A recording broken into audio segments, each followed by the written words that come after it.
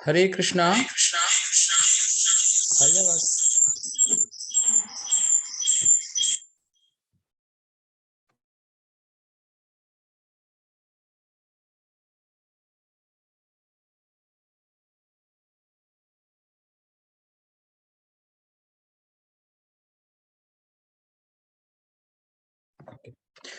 Hare Krishna. My humble obeisance to everyone. सबको मेरा प्रणाम। साइंस ऑफ सेल्फ रियलाइजेशन हमारा तीसरा सेशन आधा रह गया था, तो वहां से शुरू करेंगे हम लोग। Slide share. तो हम पहले प्रेयर से शुरू करेंगे। ओम अज्ञानतिमिरान्धस्य ज्ञानाञ्जनशलाकया चक्षुरुन्मिलितं येन तस्मै श्रीगुरुवे नमः। श्रीचैतन्यमनोभीष्टं स्थापितं येन भूतले स्वयं रूपः कदा मह्यं ददाति स्वपदान्तिकं। वन्देऽहं श्रीगुरुः श्रीयुतपदकमलं श्रीगुरुं वैष्णवंश्च श्रीरूपं साग्रजातं सगणा रघुनाथान्वितं तं सजीवं साद्वैतं सावधूतं परिजनासहितं कृष्णचैतन्यदेवं श्रीराधाकृष्णपादान् सहगणा ललिता श्रीविशाखान्वितंश्च। हे कृष्ण करुणा सिंधु दीनबंधु जगतपते गोपेश गोपिका कांता राधा कांत नमोस्तुते। तप्त कांचन गौरांगी राधे वृंदावनेश्वरी वृषभानुसुते देवी प्रणमामि हरिप्रिये। वाञ्छाकल्पतरुभ्यश्च च कृपा सिन्धुभ्य एव च पतितानां पावनेभ्यो वैष्णवेभ्यो नमो नमः। जय श्री कृष्ण चैतन्य प्रभु नित्यानंदा श्री अद्वैत गदाधरा श्रीवासादि गौर भक्त वृंदा। हरे कृष्णा कृष्ण कृष्णा हरे हरे, हरे रामा राम राम हरे हरे। मूकं करोति वाचालं पंगुं लंघयते गिरिं यत्कृपा तव अहं वन्दे श्रीगुरुं दीनतारणं। यत्कृपा तव अहं वन्दे श्री श्री परमानंद माधवम। हरे कृष्णा। तो लेट्स बिगिन अवर जर्नी। हम अपनी यात्रा जारी रखते हैं। हाँ, इससे पहले मैं थैंक यू करना चाहता हूँ गुरु महाराज की ब्लेसिंग्स की वजह से हम ये डिस्कशन कर पा रहे हैं, क्योंकि मेरे को कुछ आता नहीं है। और दूसरी बात, अरुणा और बच्चे मीशा और ध्रुव उनके टाइम में से काट के मैं वो मेरा काम करते हैं सारा, तो मैं डिस्कशन करने के लिए प्रिपरेशन कर पाता हूँ। तो I am just wanting to thank all my family members and I want to thank you everybody who is listening. Hare Krishna. तो पिछले सेशंस में हमने ये डिस्कस किया था सबसे पहले कि what is the goal of human life. तो हमारी मनुष्य जीवन का क्या उद्देश्य है, और हमें उसका आंसर मिला था सर्च फॉर एटर्नल हैप्पीनेस, शाश्वत सत्य की खोज। दूसरे सेशन में हमने डिस्कस किया था कि क्या कोई भगवान है इस दुनिया में, इज देयर अ गॉड। तो हमने डिस्कशन करके ये आंसर निकाला था कि yes, a higher power exists that has created this world and is maintaining it. जरूर कोई ऐसी शक्ति है जिसने इस दुनिया को बनाया है और इनको पालन भी कर रही है। और पिछली बार हम ये डिस्कस कर रहे थे कि who is God and why. भगवान है तो कौन है वो, $1 मिलियन क्वेश्चन। और पिछली बार हमारी डिस्कशन आधी रह गई थी, तो आज हम उसको जारी रखते हैं। तो अभी ये जस्ट रिवीजन, और ये रिवीजन करना इंपॉर्टेंट है क्योंकि कुछ पॉइंट्स इसमें बहुत इंपॉर्टेंट है आगे के लिए। तो हमने क्या डिस्कस किया था कि ये दुनिया क्या अपने आप रैंडमली आ गई या बाई चांस आ गई? नहीं आई, कोई इंटेलिजेंट सुप्रीम क्रिएटर है। फिर हु इज गॉड, इस बार डिस्कस करेंगे, पूरा कंप्लीट करने की कोशिश करेंगे। फिर हमने ये डिस्कस किया था कि जो नॉलेज होती है, हम किसी चीज के बारे में भी नॉलेज जब लेते हैं तो उसके दो तरीके होते हैं। क्या क्या तरीके होते हैं? एक तो अपने आप फाइंड आउट करते हैं हम, अवरोह पंथ, और एक जब कोई हमें बताता है, कोई अथॉरिटी हमें बताता है, आरोह पंथ, ठीक है। और हमने एग्जाम्पल डिस्कस किया था सिंपल सा कि हम किसी रेस्टोरेंट में जाना चाहते हैं तो कौन से रेस्टोरेंट में जाए। हाँ, तो उसके 2-3 मेथड्स है। एक तो हम हर एक रेस्टोरेंट में खाना खा के देखें 2-4 दिन, फिर हम डिसाइड करेंगे ये वाला बेस्ट है।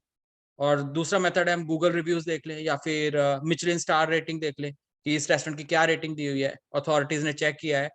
मिचलिन इज अथॉरिटी जो स्टार रेटिंग देता है, तो हम उनके ऊपर विश्वास करें, ठीक है। These are the 2 methods.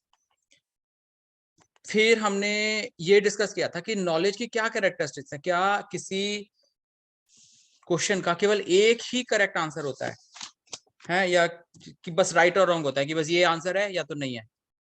Is that the characteristic of knowledge, या फिर नॉलेज जो है इंक्रीमेंटल होती है, उसके कई आंसर्स हो सकते हैं depending on the level of the Sikar. तो हमने कुछ एग्जांपल डिस्कस किए थे, जैसे सिंपल सिंपल मैथ्स के कि 2 और 10 के बीच में कितने डिजिट्स हैं, 2-5 2-10 क्या होता है इसका आंसर, ठीक है। और कुछ इंग्लिश के वर्ड्स डिस्कस किए थे। तो हमने ये देखा था कि नहीं, मटेरियल नॉलेज में भी ऐसा नहीं है कि बस एक ही आंसर है करेक्ट, अलग अलग आंसर्स हो सकते हैं। हाँ, किसी क्वेश्चन के अलग अलग आंसर्स होते हैं और कई बार वो ऑपोजिट भी हो सकते हैं answers, depending on the level of the. देखो, एक जो हाईएस्ट आंसर है वो तो एक ही होगा, ओके।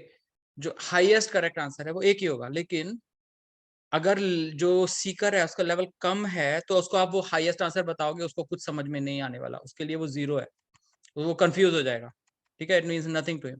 तो उसके लिए कुछ और आंसर होगा जो उसको हेल्प करेगा आगे बढ़ने के लिए। और हम इन जनरल भी देखते हैं कि नॉलेज जो है ना, नॉलेज इज एंडलेस। किसी भी चीज के बारे में नॉलेज है, आप कोई भी चीज देखो, आप प्लांट्स के बारे में नॉलेज लेना चाहते हो या अर्थ साइंस के बारे में, तो once you get into it, it's expanding expanding, इसका कोई लिमिट ही नहीं है। Every single little thing has got such endless limitless knowledge potential कि इट्स नॉट पॉसिबल। और जितना लोगों को कम पता होता है ना, जिसको बहुत कम पता है, वो सोचता है मेरा नॉलेज करेक्ट है, बाकी सबका गलत है। As we know more and more and more, देखो ये ध्यान से सुनना सब लोग, the more you learn, the more you realise how little you know. क्या बोला मैंने? The more you learn about something, the more you realise how little you know. क्या मतलब है इसका? जितना ज्यादा आप किसी चीज के बारे में सीखने की कोशिश करते हो, जितना ज्यादा टाइम लगाते हो, उतना ज्यादा आप ये समझते हो, पाते हो कि मेरे को कितना कम आता है इसके बारे में। और जो कम टाइम लगा के सीखता है उसको लगता है मेरे को सब आता है। जैसे फॉर एग्जाम्पल, कोई बच्चा है, ठीक है, छोटा बच्चा, मान लो 5th क्लास में पढ़ता है, उससे आप पूछोगे कि ये पानी किससे बना है, तो कहेगा हाइड्रोजन से और ऑक्सीजन से बना है, H2O, एटम से बना है, ठीक है। कहेगा this is the right answer, 100% mark मिलना चाहिए। उसके फादर जो है वो न्यूक्लियर साइंटिस्ट है, पीएचडी करके, he has PhD research students. वो कहेगा, उससे पूछो आप सेम क्वेश्चन कि ये किससे बना है, तो कहेगा हाइड्रोजन और ऑक्सीजन। तो आप कहोगे एटम से बना है, atoms is the smallest particle, तो कहेगा नहीं एक्चुअली 15-16 है, neutrino anti neutrino Higgins boson भी आ गया है, गॉड्स पार्टिकल। एक्चुअली हमें पता नहीं, I am not very sure, अभी हमें पता नहीं, we are still researching on it, we don't know. है तो जो फादर है जिसने इतना पूरा लाइफ लगाया रिसर्च करने, वो कहेगा मेरे को पता नहीं, आई डोंट नो। और जो बच्चा है वो कहेगा 100% एटम से बना है, हाइड्रोजन एटम और oxygen atom, correct answer, 100% number मिलना चाहिए मेरे को। सिमिलरली जैसे आप किसी कोई प्रॉब्लम हुआ, हाँ, मान लो अब जैसे डॉक्टर के पास जाओ, आपके पेट में दर्द हुआ है, यहाँ पे पेट में दर्द हो रहा है, तो कहेगा राइट इलाइफ, इस समय डॉक्टर देखेगा पे दबा के, राइट इलाइफ तो समय देता है, वो कहेगा एमबीबीएस डॉक्टर है, ठीक है, is a good doctor, MBBS doctor, वो कहेगा 100% अपेंडिसाइटिस है, ऑपरेशन होगा, ठीक हो जाएगा बच्चा आपका, कोई प्रॉब्लम ही नहीं है, 5,000 रुपए लगेगा। तो वो रेफर करेगा। मान लो आप कहते हो मेरे को सुपर स्पेशलिस्ट के पास जाना है, तो आप गैस्ट्रोएंटरोलॉजिस्ट के पास गए जो कि सुपर स्पेशलिस्ट है, ठीक है। अब उसके पास आप जाओगे तो वो भी एग्जामिन करेगा, वो कहेगा यस राइट इलाइफ, उस समय पेन है, तो अपेंडिसाइटिस हो सकता है, कोलाइटिस हो सकता है, यूरेट्रिक स्टोन हो सकता है, कई सारी चीजें हो सकती हैं। और अगर अपेंडिसाइटिस निकलता है तो हो सकता है उसमें कॉम्प्लिकेशन वगैरह, वो बहुत सारी चीजें बताएगा और आप कंफ्यूज हो गए, आप सोचोगे हैं ये क्या है, इसको कुछ आता भी है, ये कैसा डॉक्टर है? सुपर स्पेशलिस्ट जिसने 15 साल पढ़ाई किया है, उतना एक्सपीरियंस लिया है, जो ऑपरेट करने वाला है, वो आपको जो बताएगा ना, that will be much more complex, ऐसा लगेगा इसको कुछ नहीं आता, पर जो एमबीबीएस डॉक्टर है वो कहेगा 100% गारंटी से ट्रीटमेंट हो जाएगा, अपेंडिसाइटिस है, ऑपरेशन करो, 5,000 रुपए लगेगा बस। सो सिमिलरली वी सी कि जो ज्यादा नॉलेज लेता है ना, ही रियलाइजेस कि नॉलेज के बहुत लेवल्स हैं, ठीक है। जैसे कोई पेड़ होता है ना जिसके बहुत सारे फल होते हैं, वो झुकता है, वो जस्ट एन एनालॉजी फिलोसॉफिकली, जो जैसे होता है ना, थोथा चना भाजेगा ना, an empty vessel sounds the loudest. जिसके पास नॉलेज नहीं है वो, उसको लगता है मेरे को बहुत कुछ आता है, लेकिन जिसका बहुत नॉलेज होता है उसको ये पता चलता है कि मेरे को कितना कम आता है? तो जो बहुत पेड़ के ऊपर बहुत फल है वो झुका होता है, और जिस पेड़ के पास एक दो फल है ही नहीं, वो खड़ा होता है सीधा। तो when somebody is very proud, easily हमें समझ लेना चाहिए कि इसको ज्यादा नहीं आता है। भगवत गीता में कृष्ण भगवान जी ने सेम चीज बोला। तो knowledge actually has many different answers, okay, according to the level of the seeker. और अगर आपको हाईएस्ट आंसर आता है और आप उसको किसी को बता रहे हो जिसका लेवल उतना नहीं है, उसके लिए तो वो गलत आंसर है, he will not benefit from it.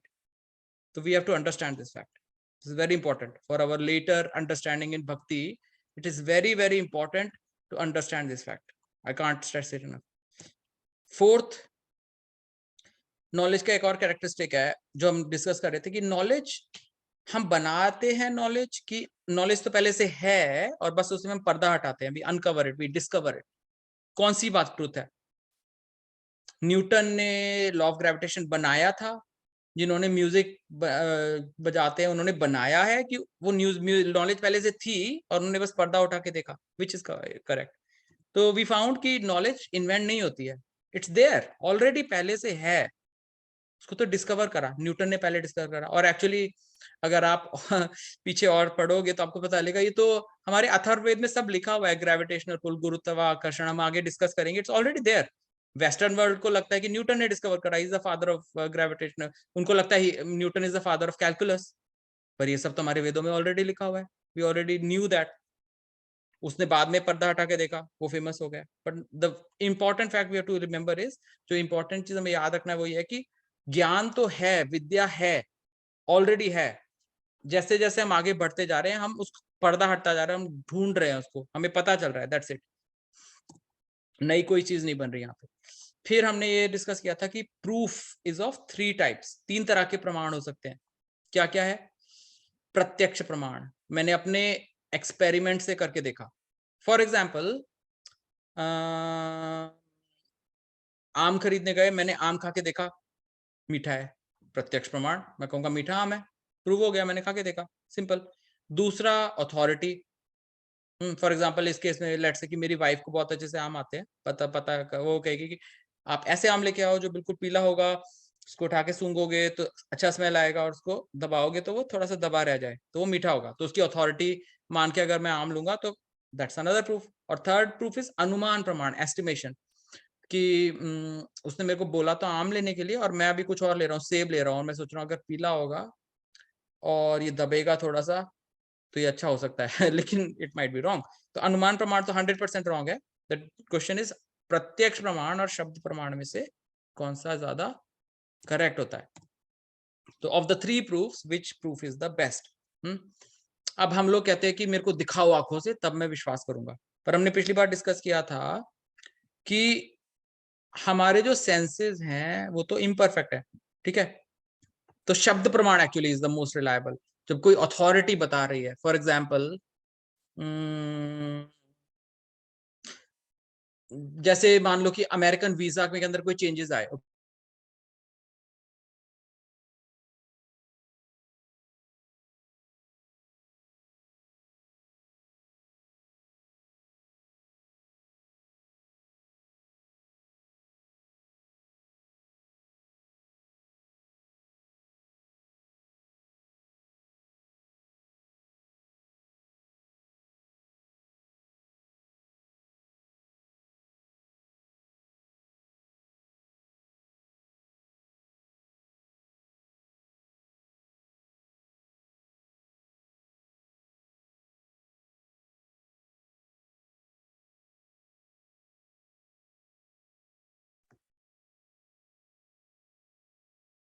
तुमने मेरे को अनम्यूट कर दिया था क्या गलती से? तुमने मेरे को म्यूट कर दिया था। अभी अभी सबको अनम्यूट करो। कहाँ से कहाँ तक गया? हम लोग आवाज कहाँ तक आई है? आप तो किससे पूछो कि कहाँ तक आवाज आ रही थी? ये प्रत्यक्ष प्रमाण शुरू किया था, वहां तक आवाज आई है। प्रत्यक्ष प्रमाण से शुरू किया आपने। ठीक है मामा जी, thank you mama ji. Thank you mama ji. You are muted आ रहा है। म्यूटेड हो, ओके, अब मैं अनम्यूटेड हूँ।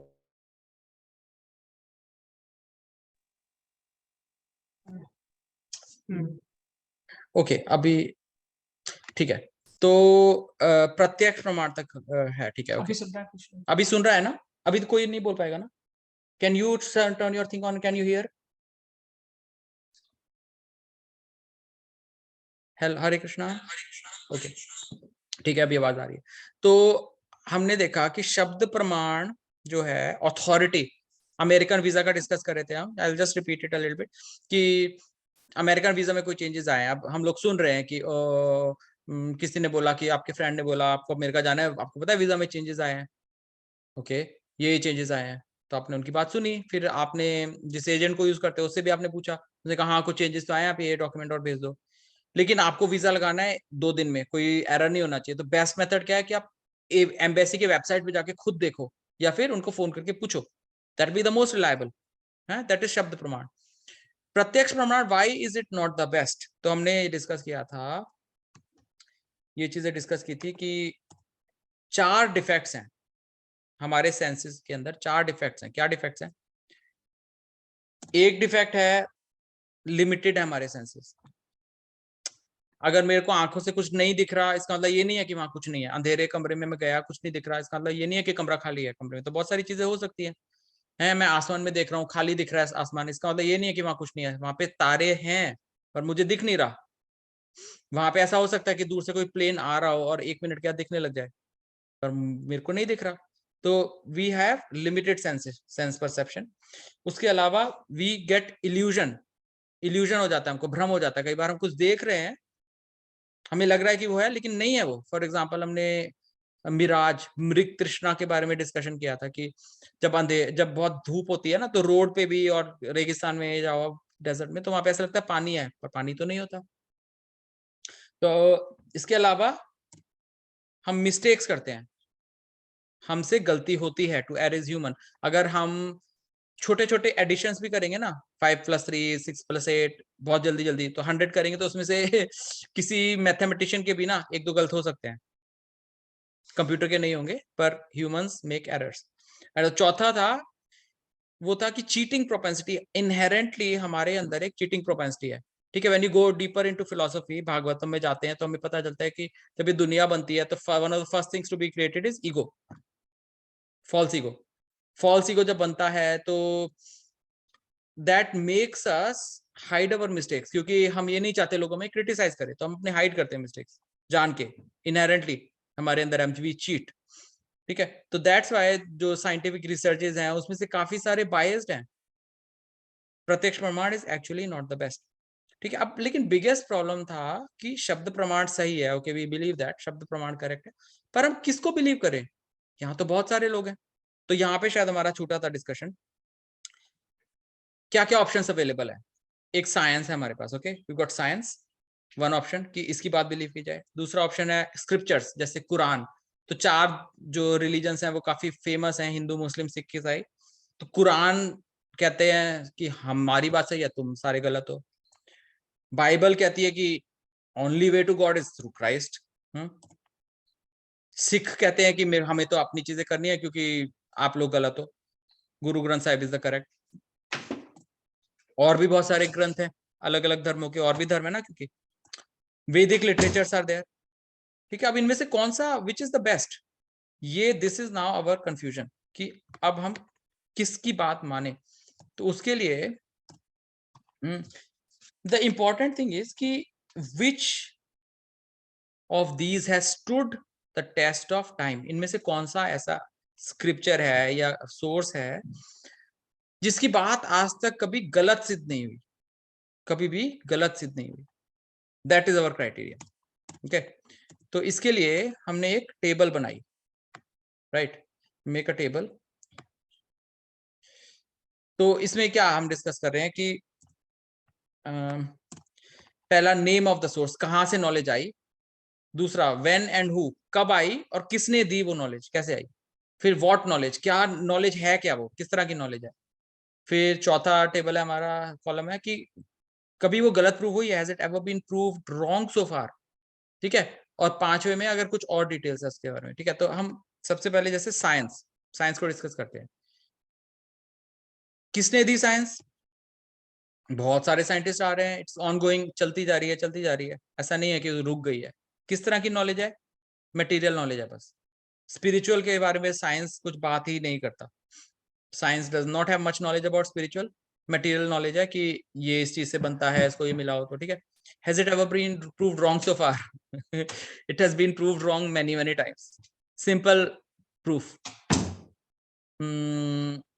टेक्स्ट बुक्स होती है ना, they've got additions, addition 1, addition 2, addition 3, addition 4, addition का कहां से वर्ड आता है, एडिट का मतलब कोई चीज गलत हो गई उसको आप ठीक कर रहे हो, ओके। तो आप देखोगे जैसे मैंने अपना 12th पास किया था 1994 में, मैंने 10th पास किया था 1992 में। अब जो किताबें मैंने पढ़ी थी उस टाइम पर, उनका जो भी एडिशन चल रहा था, अभी उससे 10-15 एडिशन आगे आ गए हैं 15-20 साल में। कोई एडिशन अगर 7 था तो अब उसका 17वां एडिशन चल रहा है उस किताब का। 17 times the knowledge has been changed।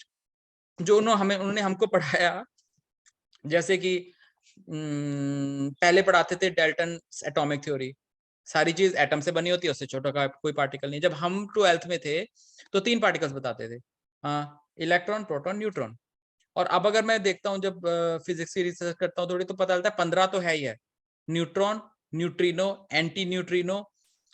और फिर अभी एक नया पार्टिकल डिस्कस हुआ है जिसके बारे में बोल रहा था, हिगिंस बोसॉन, जिसको गॉड्स पार्टिकल बोलते हैं। और वो कह रहे कि वी डोंट नो कि वो मास है कि एनर्जी है, इज इट मास और एनर्जी।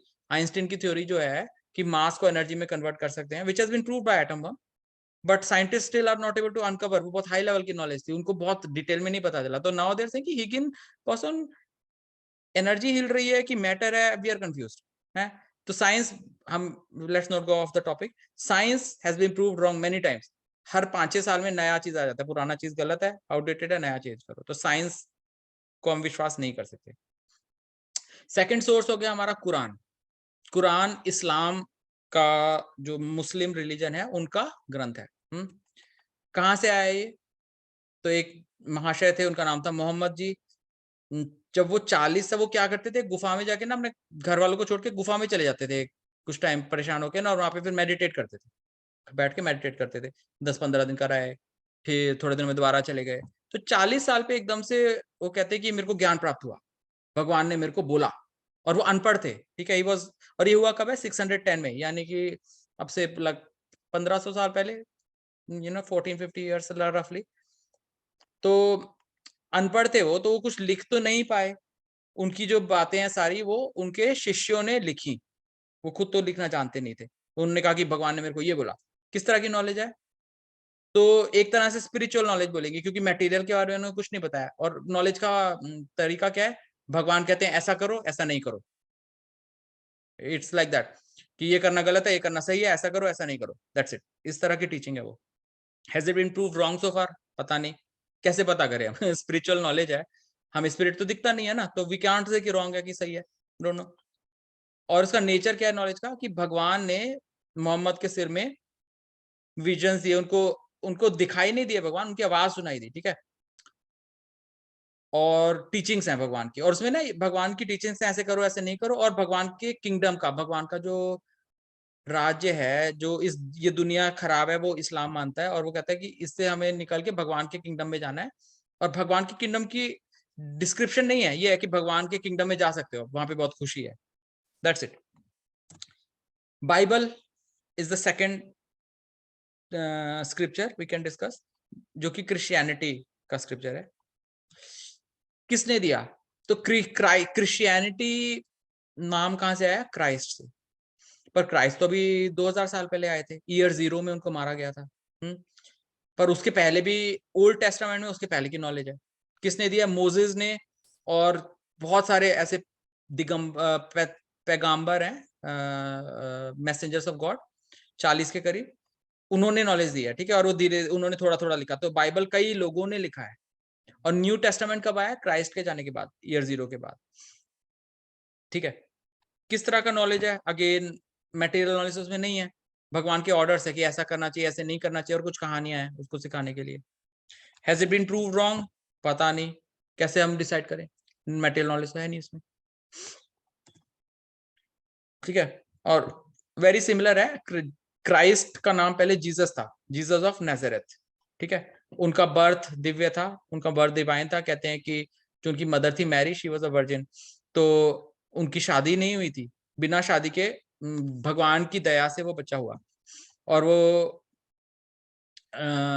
शुरू शुरू में उनकी ऐसी कुछ विशेषताएं नहीं बताई गई, लेकिन जैसे वो बड़े हुए और कुछ टाइम के लिए वो गायब थे, किसी को पता नहीं वो कहाँ पे थे, और जब वो वापस आए तो he had become Christ. He was spiritually knowledgeable, और उन्होंने कई चमत्कार दिखाए, लोगों को ठीक किया, उन्होंने कई चीजें बताई कि भगवान जो है ना ऐसे ये चाहते हैं, तो आप ऐसा बनो, ऐसा करो। और उन्होंने कहा कि जो करेगा वो भगवान के पास जाएगा मेरे साथ। फिर और क्या है? सिखों का है गुरु ग्रंथ साहिब। गुरु ग्रंथ साहिब कहाँ से आया? तो गुरु नानक देव जी थे 1469 में, यानी कि केवल 500-600 साल पहले। गुरु नानक देव जी बहुत बड़े भक्त थे, उन्होंने भी स्पिरिचुअल नॉलेज दिया। पता नहीं गलत सही है कि हम डिसाइड ही नहीं कर सकते, क्योंकि अच्छी अच्छी बातें बताई है उन्होंने, लेकिन हम ये कैसे कहें कि ये कभी गलत प्रूव होगी कि नहीं होगी, क्या हुई है? क्योंकि मटेरियल नॉलेज तो है नहीं, हमें तो केवल मटेरियल नॉलेज है ना। और किस तरह की टीचिंग है? तो गुरु नानक देव ने एक्चुअली, गुरु नानक देव का एक शब्द है, क्या कहते हैं, क्या कहते हैं, मैं क्या मांगू किछ थिर न रहाई, हरि दीजे नाम प्यारी जियो। फिर कहते हैं, सो ब्रह्म अजोनी है भी होनी, घट भीतर देख मुरारी जियो। ठीक है, वो कह रहे हैं कि मैं क्या मांगू किच थिर न रहा है, वो कह रहे हैं मैं क्या मांगू, कुछ स्टेबल रहता ही नहीं है, स्थिर रहता ही नहीं है। मैं घर मांगूंगा वो तो खत्म हो जाएगा, मैं सुंदर बीवी मांगूंगा वो बुढ़ी हो जाएगी, मैं अच्छा बच्चा मांगूंगा वो बड़ा हो जाएगा, मैं मर जाऊंगा, तो क्या फायदा मांगने का? वो कहते हैं हरि दीजिए नाम आप। तो उन्होंने हरि वर्ड यूज किया, कहते हैं कि आप मेरे को अपना नाम दो, हरि अपना नाम दो, that is the only thing that will be stable. फिर कह रहे हैं कि सो ब्रह्म अजोनी है भी होनी। वो कह रहे हैं कि ये जो ब्रह्म है ये अजोनी है, इसका कोई जन्म नहीं हुआ है, आज भी है, कल भी है, परसों भी है, पहले भी था, हमेशा रहेगा। और कहते हैं घट भीतर देख मुरारी जी। वो कह रहे अपने घट का मतलब हार्ट, अपने हार्ट के अंदर देखो मुरारी अंदर बैठे हुए है ना। तो उन्होंने हरि मुरारी इस तरह के वर्ड्स यूज किए अपने शब्द में। और हरि और मुरारी किसके नाम है? विष्णु सहस्त्रनाम में देखो, they are all Krishna's names. Murari, Murari the killer of Mura demon, Mura demon को मारा था कृष्णा ने। हरि मतलब जो हरता है, चुराता है। These are all names of Krishna. तो गुरु नानक देव ने उनको यूज किया। और गुरु देखिए this is very funny, Guru Nanak Dev ने जो बताई चीजें तो उसको लिख के एक धर्म बना दिया, उस धर्म का नाम है सिखिज्म। और मेरी एक सरदार जी से बात हो रही थी, एंड ही वाज अ, और ये खालिस्तान वगैरह के अभी जो रिसेंट ड्रामा हो रहा है इसके पहले की बात है। और तो उन्होंने मेरे को पता क्या बताया, वेरी इंटरेस्टिंग। वो कहते हैं कि गुरु नानक देव वाज हिंदू, कहते वो हिंदू फैमिली में बॉर्न हुए थे। और जो सिख का क्या मतलब है? कहते सिख का मतलब सिख, इधर बैठ और सिख। तो जो उनके पास बैठ के सीख रहा है उनकी बातें, वो सिख है। और आगे जाके क्या हो रहा है कि वो कह रहे हैं हमारा अलग रिलीजन है, इट इज डिफरेंट, हम भगवान को, हरि को, इसको नहीं मानते, गुरु नानक देव के ग्रंथ साहिब को मानते हैं हम। तो they have not got the essence actually, वो बेकार में लड़ रहे हैं। सिख मींस कि बैठ के सीख जो मैं बोल रहा हूँ, और सिखा क्या रहे हैं? वो हरी बुरारी सिखा रहे हैं। और सरदार लोग लड़ रहे हैं कि हमारा अलग है, हमें अलग देश चाहिए। एनीवे दैट इज कलयुग। फिर नेक्स्ट, वैदिक नॉलेज। वैदिक नॉलेज कहां से आई?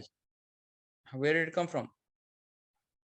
Since time immemorial. देखो हम जब अपने ग्रंथ पढ़ते हैं श्रीमद् भागवतम, तो उसमें श्रीमद् भागवतम में फर्स्ट वर्स है एक्चुअली, श्रीमद् भागवतम का फर्स्ट वर्स 1.1.1, उसमें भगवान कह रहे हैं, उसमें वो कह रहे हैं तेने ब्रह्म हृदय आदि कवये, तेने ब्रह्म हृदय आदि कवये। जो ब्रह्मा जी हैं उनके हार्ट के अंदर वैदिक नॉलेज दी, किसने दी? भगवान जी ने दी। ब्रह्मा जी जब देखो दो चीजें होती है, एक होता है सर्गा और एक होता है विसर्गा। जब ये दुनिया बनती है ना, तो हमारे ग्रंथों में मेंशन्ड है, श्रीमद् भागवतम और अन्य ग्रंथों में, कि विष्णु जी हैं, गर्भोदक्षाय विष्णु, जिनकी नाभि से कमल निकलता है, a lotus comes out from his umbilicus। उस कमल के अंदर first born is Brahma ji, he appears without any mother, ठीक है। और उसके ब्रह्मा जी के आने से पहले ऑलरेडी जो रॉ मटेरियल्स हैं ना इस दुनिया को बनाने के लिए, क्या क्या, भूमि, आपह, अनलह, वायु, यानी कि अर्थ, वाटर, एयर, ईथर, फायर, है ना, सटल एलिमेंट्स, मन, बुद्धि, अहंकार, ईगो, ये सारी चीज बना दी है भगवान जी ने, बना के रॉ मटेरियल्स दे दिए ब्रह्मा को। तो जब ये जो होता है क्रिएशन का पार्ट, ब्रह्मा जी के आने तक रॉ मटेरियल्स बन गए और ब्रह्मा जी आए, उसको बोलते हैं सर्गा, ठीक है। और जब ब्रह्मा जी उन रॉ मटेरियल्स को यूज करके अर्थ प्लैनेट बना रहे हैं, बॉडीज बना रहे हैं, सारे इनकी सारे जानवरों की 8.4 मिलियन, 84 लाख, तो ये है विसर्ग यानी प्रतिसर्ग। तो इस अर्थ के बनने से पहले ये वैदिक नॉलेज ब्रह्मा जी को दिया भगवान ने, ओके। तो it is from before the formation of this earth, वैदिक नॉलेज। और इसमें किस तरह की नॉलेज है, material and spiritual both knowledge. ऐसा नहीं है कि केवल स्पिरिचुअल नॉलेज है, it is not just spiritual knowledge, it is also material knowledge। So has it been proved wrong so far? Oh, can everybody please mute, किसी किसी का हाँ, ठीक है। तो ये this knowledge has never been proved wrong so far। आज तक कभी भी वैदिक नॉलेज जो है कभी रॉन्ग प्रूव नहीं हुआ है।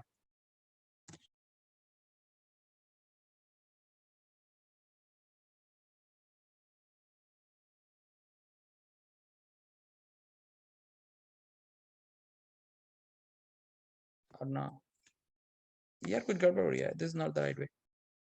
वैदिक नॉलेज का सोर्स क्या है, गॉड्स ओन वर्ड, भगवान ने खुद बताया है। और वैदिक लिटरेचर्स में there is a detailed description, भगवान कैसे दिखते हैं, भगवान कौन है तो बात छोड़ दो, वो दिखते कैसे हैं, उनके गले में क्या क्या ज्वेल्स हैं, ऑल डिटेल्ड नॉलेज। भगवान का किंगडम कैसा है, डिटेल्ड में बताया सारा। एंड इट्स नेवर बीन, अब know what has not been proved wrong so far. मैं स्पिरिचुअल के बारे में तो कुछ पता नहीं है। The material aspect of Vedic knowledge has never been proved wrong so far, okay. जैसे what are the material aspects of Vedic knowledge, Ayurveda, Ayurveda is made of Ayu plus Veda, the knowledge about increasing our life is Ayurveda, ठीक है।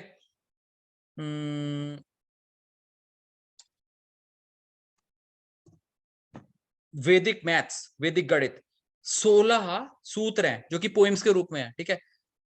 वो बच्चे याद कर सकते हैं अगर, तो उसको अप्लाई करके वो कितने डिफिकल्ट मैथ्स के प्रॉब्लम सॉल्व कर सकते हैं। Vedic maths, this is in Vedas, it's not been proved wrong so फार।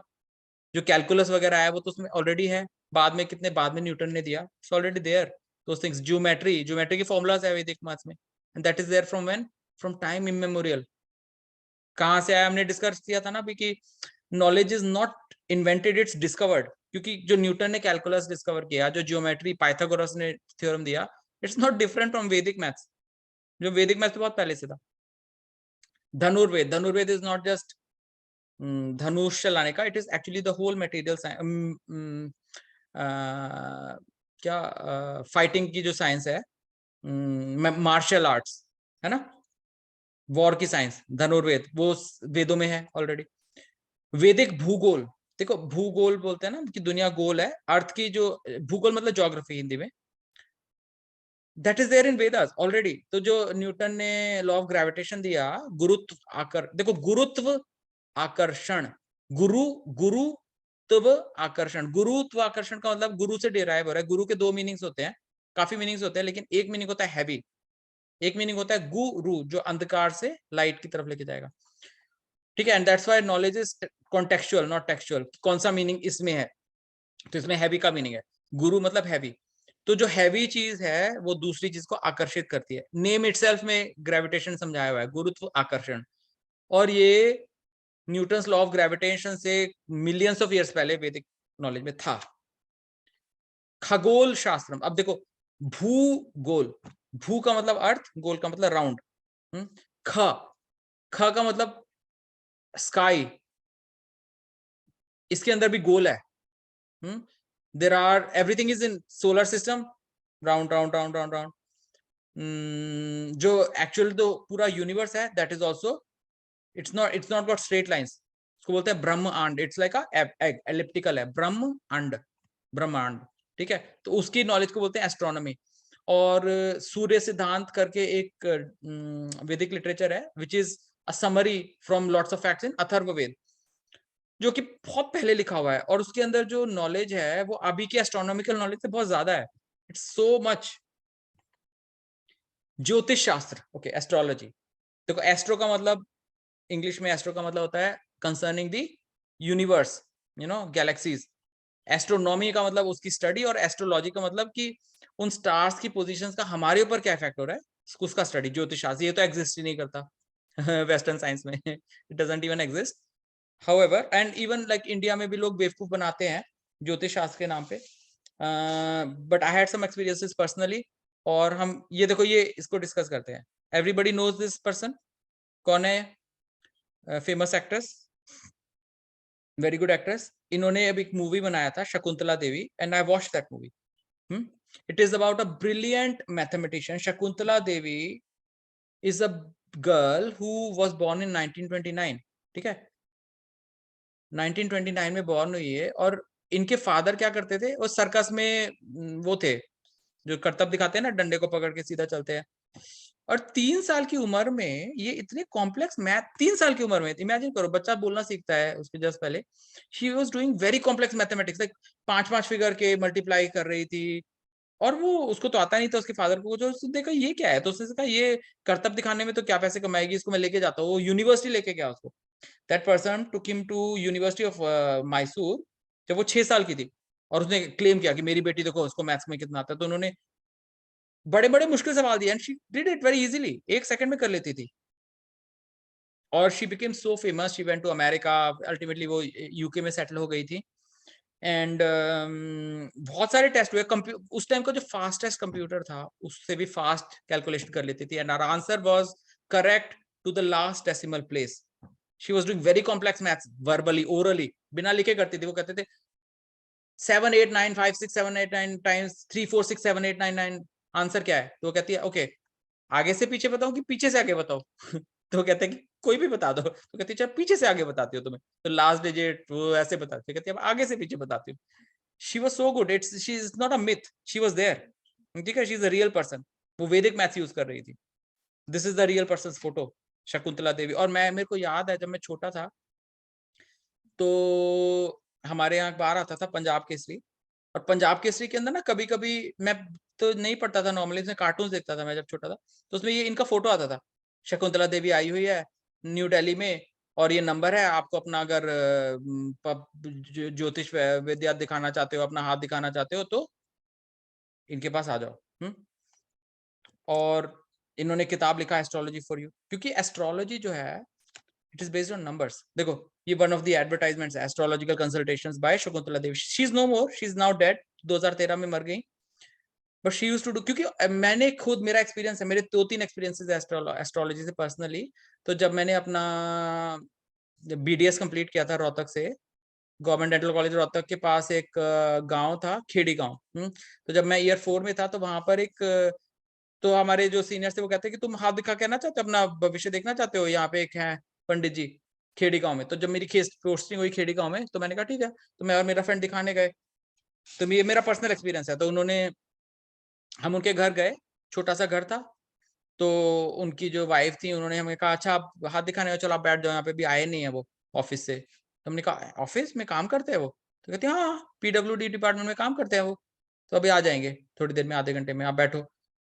तो आए, फिर उन्होंने कहा, उन्होंने हमको देखा और कहते हैं अच्छा हाथ दिखाना है आप डॉक्टर लोग? हाँ ठीक है।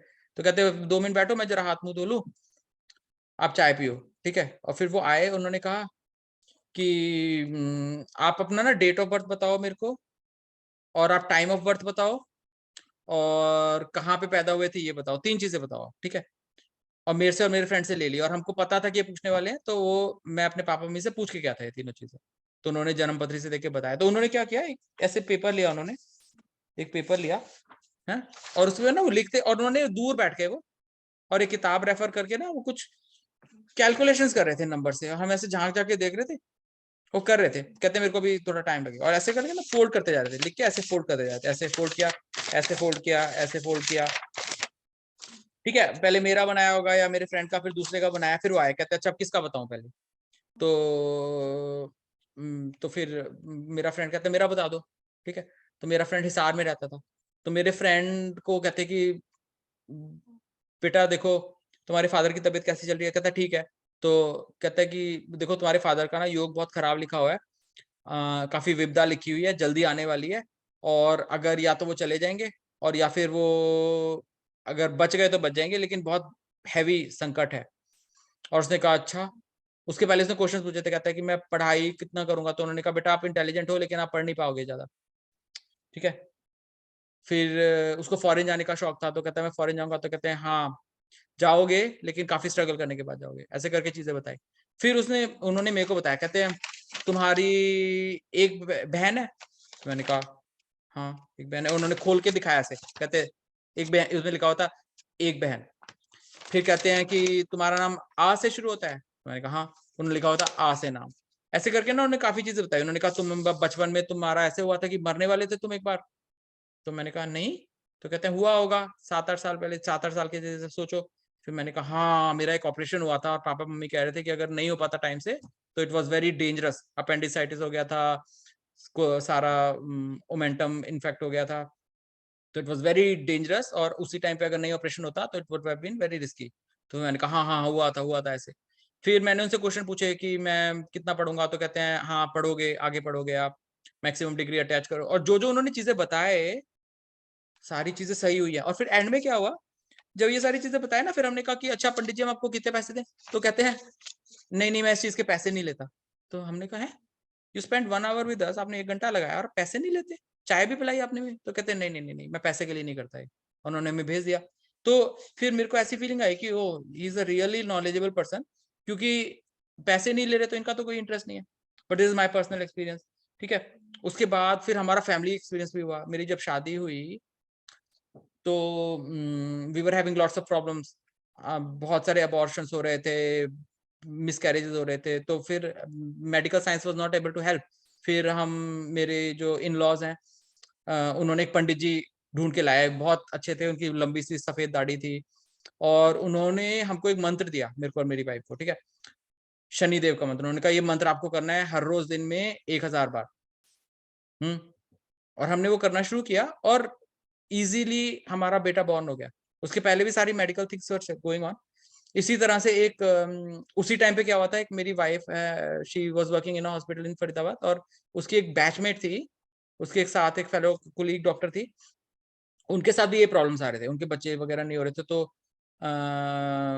तो जब हमारा एक्सपीरियंस देखा उन्होंने, तो उन्होंने भी ना ये पंडित वगैरह को दिखा, और पंडित ने पता है उनको क्या बोला, कहते हैं उनके जानते नहीं उनको बोल रहे हैं कि आप जिस घर में रहते हो उसके पास पेड़ है ना, वो कहते हैं हाँ पेड़ है, पेड़ तो है, कहते हैं आप घर चेंज कर लो, ये क्यों कि चेंज कर ले, तो उन्होंने कहा आप ज्यादा क्वेश्चन मत पूछो, घर चेंज कर लो आप, बस दैट्स इट।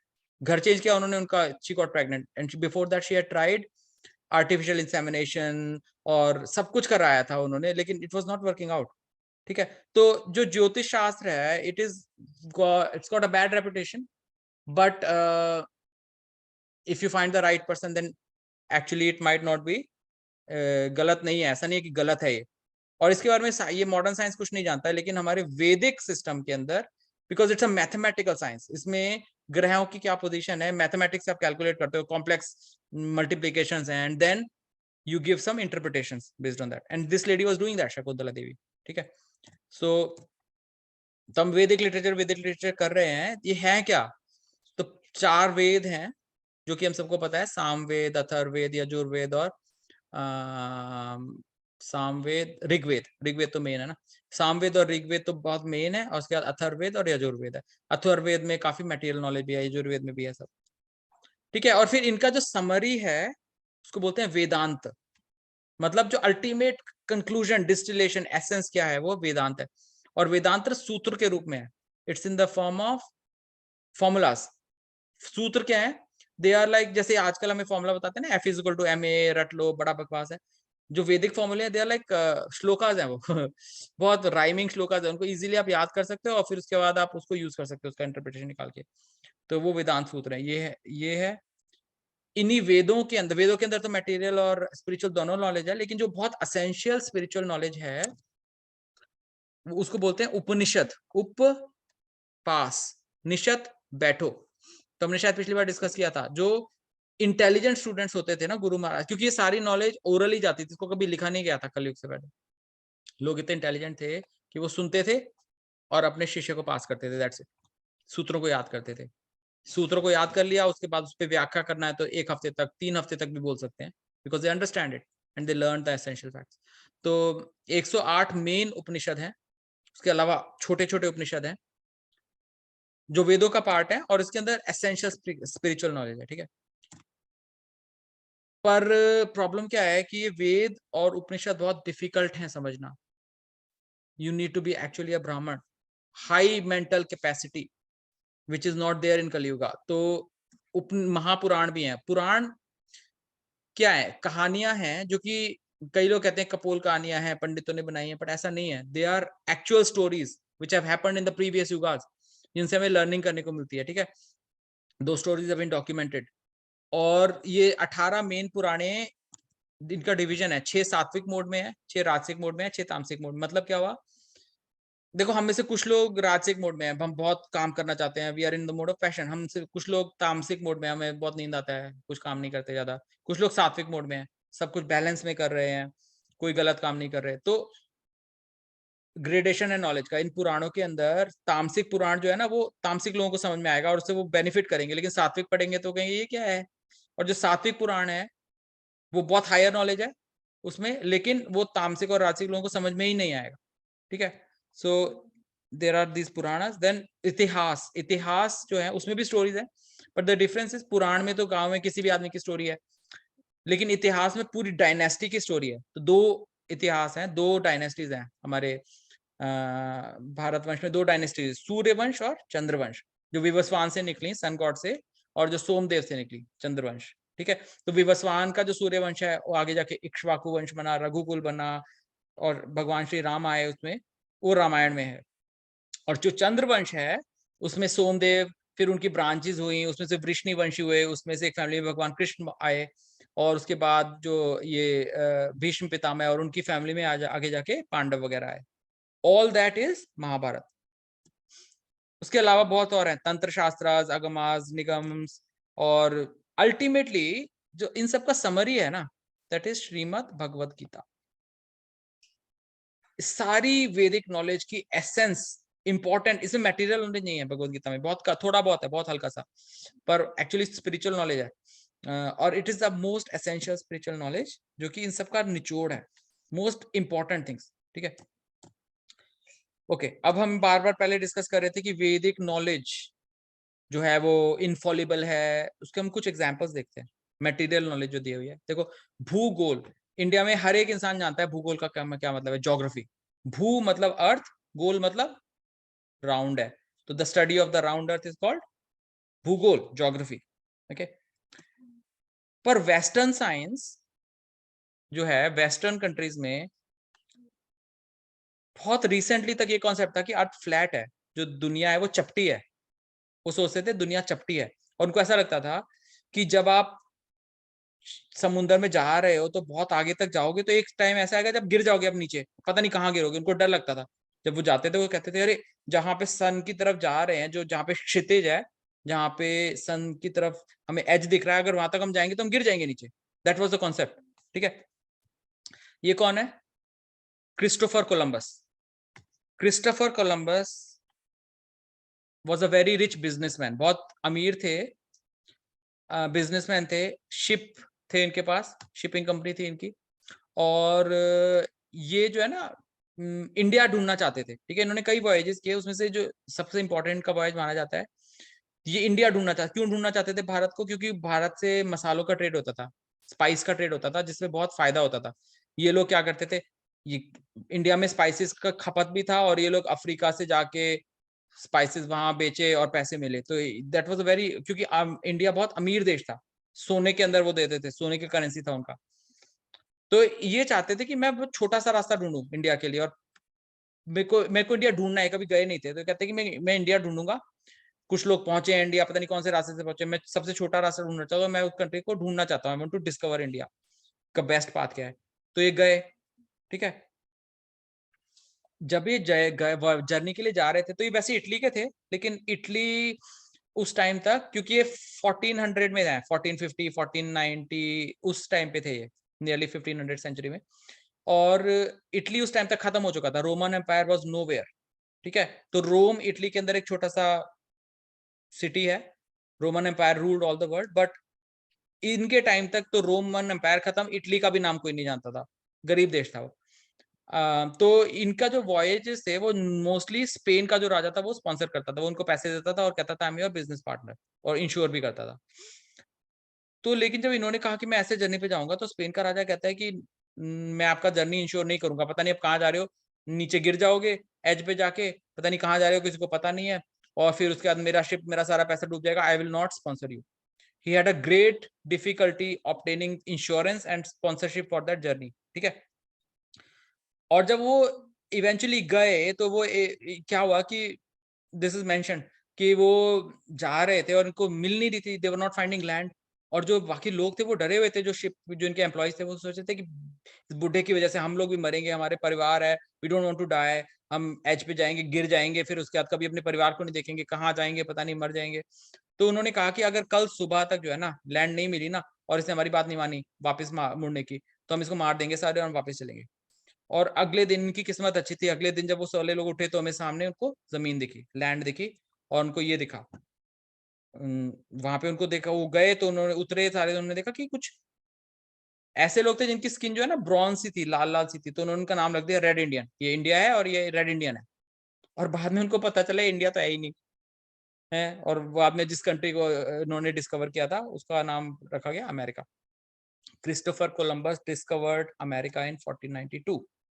तो 1492 तक वेस्टर्न वर्ल्ड ये समझती थी कि दुनिया फ्लैट है, चपटी हुई है, लेकिन हमारी श्रीमद् भागवतम को भूगोल, हमारी भागवतम, देखो भूगोल तो बहुत सारे वैदिक लिटरेचर में मेंशन्ड है, लेकिन क्योंकि हम लोग श्रीमद् भागवतम पढ़ते हैं तो मेरे को भागवतम के बारे में पता है। हमारे चैतन्य महाप्रभु जो हमारी परंपरा के टीचर हैं, वो 1500 में आए थे, ठीक है। उनके जो गुरु महाराज थे शिला ईश्वरपुरी, वो उनसे 40-50 साल पहले थे। उनके गुरु महाराज माधवेंद्र पुरी, वो उनसे पहले थे। उनके गुरु महाराज व्यास तीर्थ जो थे, वो उनसे भी पहले थे। और ये सारे लोग भागवतम पढ़ाते थे, श्रीमद् भागवतम अपने स्टूडेंट्स को पढ़ाते थे। और उसमें लिखा हुआ है कैंटो 4 में, पृथु महाराज के पास टाइम में, और कई जगह पे लिखा हुआ है कि भूगोल।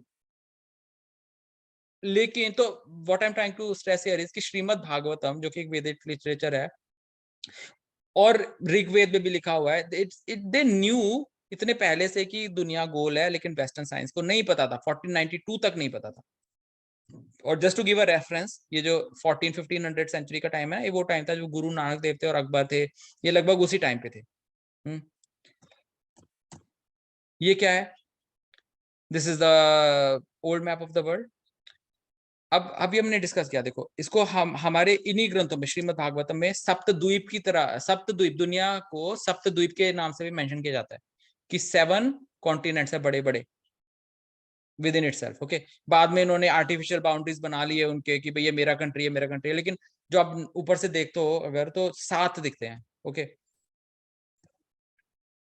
और जब ये 1492 में इनको नंबर्स ने डिस्कवर किया, तो अमेरिका तो उसके बारे में पहले उन्हें पता ही नहीं था, दे डिडंट इवन नो कि ऐसा कोई कॉन्टिनेंट एग्जिस्ट करता है अमेरिका। तो दे डिडंट नो कि 7 कॉन्टिनेंट्स हैं। जो आप अगर मैप देखोगे ना इंटरनेट पे जाके कि 14-15 सेंचुरी का क्या मैप था, वर्ल्ड मैप, तो वो छोटा सा दिखता है, उसमें 2-3 मासेस है लैंड के। पर हमारे भागवतम में सप्तद्वीप ऑलरेडी मेंशन्ड है, कैंटो 4 में पृथु महाराज ने सप्तद्वीपों को ऐसे डिवाइड किया अपने बच्चों में, ठीक है। एक दिन हम ये बात डिस्कस कर रहे थे, तो किसी ने क्वेश्चन पूछा था कि ये तो लैंड तो ऐसे दूर दूर जाती है, ये पहले तो एक ही मास था, तो ये कैसे एक्सप्लेन करेगा आपका भागवतम? और उसमें कितनी सुंदर बात है, जब मैंने भागवतम को पढ़ा, मैंने अपने सीनियर से पूछा, तो कहते हैं हाँ मेंशन्ड है ना। कहते कि जो प्रियव्रत महाराज हैं, ओके, ब्रह्मा जी के बेटे मनु, हाँ, स्वयंभू मनु थे और शत्रुप उनके बच्चे उत्तानपाद और प्रियव्रत, और उत्तानपाद के बेटे ध्रुव महाराज को सब लोग जानते हैं ना। ध्रुव महाराज की स्टोरी हम सबने सुनी होगी कि ध्रुव महाराज छोटे बच्चे थे और उनकी एक में उनकी मम्मी थी और एक उनकी स्टेप मदर थी जिनको ज्यादा प्यार करते थे उनके फादर, और फिर उसके बाद वो अपनी फादर की गोद में बैठना चाहते थे और उन्होंने भगा दिया, तो फिर वो गुस्सा होकर मेडिटेट करने चले गए और उनको भगवान की प्राप्ति हुई। तो वो जो ध्रुव महाराज थे उनके जो पिताजी थे उनका नाम था उत्तानपाद के जो बिगर ब्रदर थे वो थे प्रियव्रत। तो जब ध्रुव महाराज के फादर की डेथ हुई और ध्रुव महाराज ने रूल किया, तो जो प्रियव्रत थे वो मेडिटेट करने चले गए थे। वो कहते हैं मेरे को राज्य नहीं चाहिए, वो सात्विक इंसान थे। लेकिन जब ध्रुव महाराज के जाने का टाइम आया और उसके बाद उनके वंशज वगैरह जब कोई बचा नहीं ना राज करने के लिए, तो प्रियव्रत को दोबारा लेके आया। और प्रियव्रत ने, ही वॉज अ ऋषि, लेकिन उन्होंने रूल किया, लेकिन उनका एम था कि मेरे को जल्दी से बच्चों को देके जाना है। तो प्रियव्रत महाराज का उसमें लिखा हुआ है कि उनके रथ से वो अपना रथ चलाया उन्होंने, और उन्होंने बाउंड्रीज बनाई और उनके रथ से ना इंस्क्राइब हो गए अर्थ में, और फिर वो धीरे धीरे अलग कॉन्टिनेंट्स बन गए और ये उन्होंने 7 बच्चों में बांटा। सप्तद्वीप की ऐसे रचना हुई थी, उनके रथ से पूरी अर्थ को 7 पार्ट्स में बांटा गया, 7 पार्ट्स ऑफ लैंड। उनका व्हील जहां जहां गया वहां से उसके अंदर एक गड्ढा खुद गया और ऐसे सप्तद्वीप की रचना हुई। लेकिन सप्तद्वीप 7 कॉन्टिनेंट्स हैं, ये वेस्टर्न वर्ल्ड को तो पता ही नहीं था। They didn't know that till 1492. Okay. और क्या, एम्ब्रियोलॉजी की बात करते हैं थोड़ी सी। तो एम्ब्रियोलॉजी क्या होती है कि बच्चा कैसे बनता है। ओके, अब इसमें मैं एक हाइपर लिंक में लेके जाना चाहता हूँ आपको। हमारे श्रीमद् भागवतम में देखो क्या मेंशन्ड है। श्रीमद् भागवतम में कैंटो 3 में कपिल देव भगवान, जो Kapil Dev is a incarnation of God, वो अपनी मम्मी को बता रहे हैं, माता देवहूति को क्या बता रहे हैं, ज्यादा नहीं 18,000 श्लोक है इसमें, केवल 4 वो, it's not a medical text. Shrimad Bhagavatam is not a medical text book, ठीक है। श्रीमद् भागवतम के अंदर बहुत अलग अलग तरह की नॉलेज है। 18,000 श्लोक है, इसमें से 4 श्लोकों में डिस्कशन के बारे में उनकी मम्मी ने कुछ क्वेश्चन पूछा और आंसर कर रहे हैं कि पहला श्लोक बता रहे हैं कि under the supervision of God, जो आत्मा होती है वो एक मेल का जो पार्टिकल होता है ना, सीमन का जो स्पर्म होता है, उसके थ्रू सोल माँ के अंदर जाती है और माँ के अंडे से मिलती है, ठीक है। ऐसा उन्होंने बोला फर्स्ट वर्स में। और सेकंड वर्स में क्या बोल रहे हैं, ऑन द फर्स्ट नाइट, जब पहली रात को जब स्पर्म और ओवम मिलते हैं, मेल और फीमेल का अंडा मिलता है, तो फिर वो एक बबल बन जाता है उससे, उसके बाद वो एक प्लम जैसा बन जाता है। उसके बाद वो या तो अंडे जैसा बन जाता है या फिर एक लंप ऑफ फ्लैश बन जाता है, डिपेंडिंग ऑन कि वो किसका अंडा है। Is it a human egg, is it a reptile egg. फिर क्या होता है, in the course of the first month head is formed, 1 महीने में सर बनता है।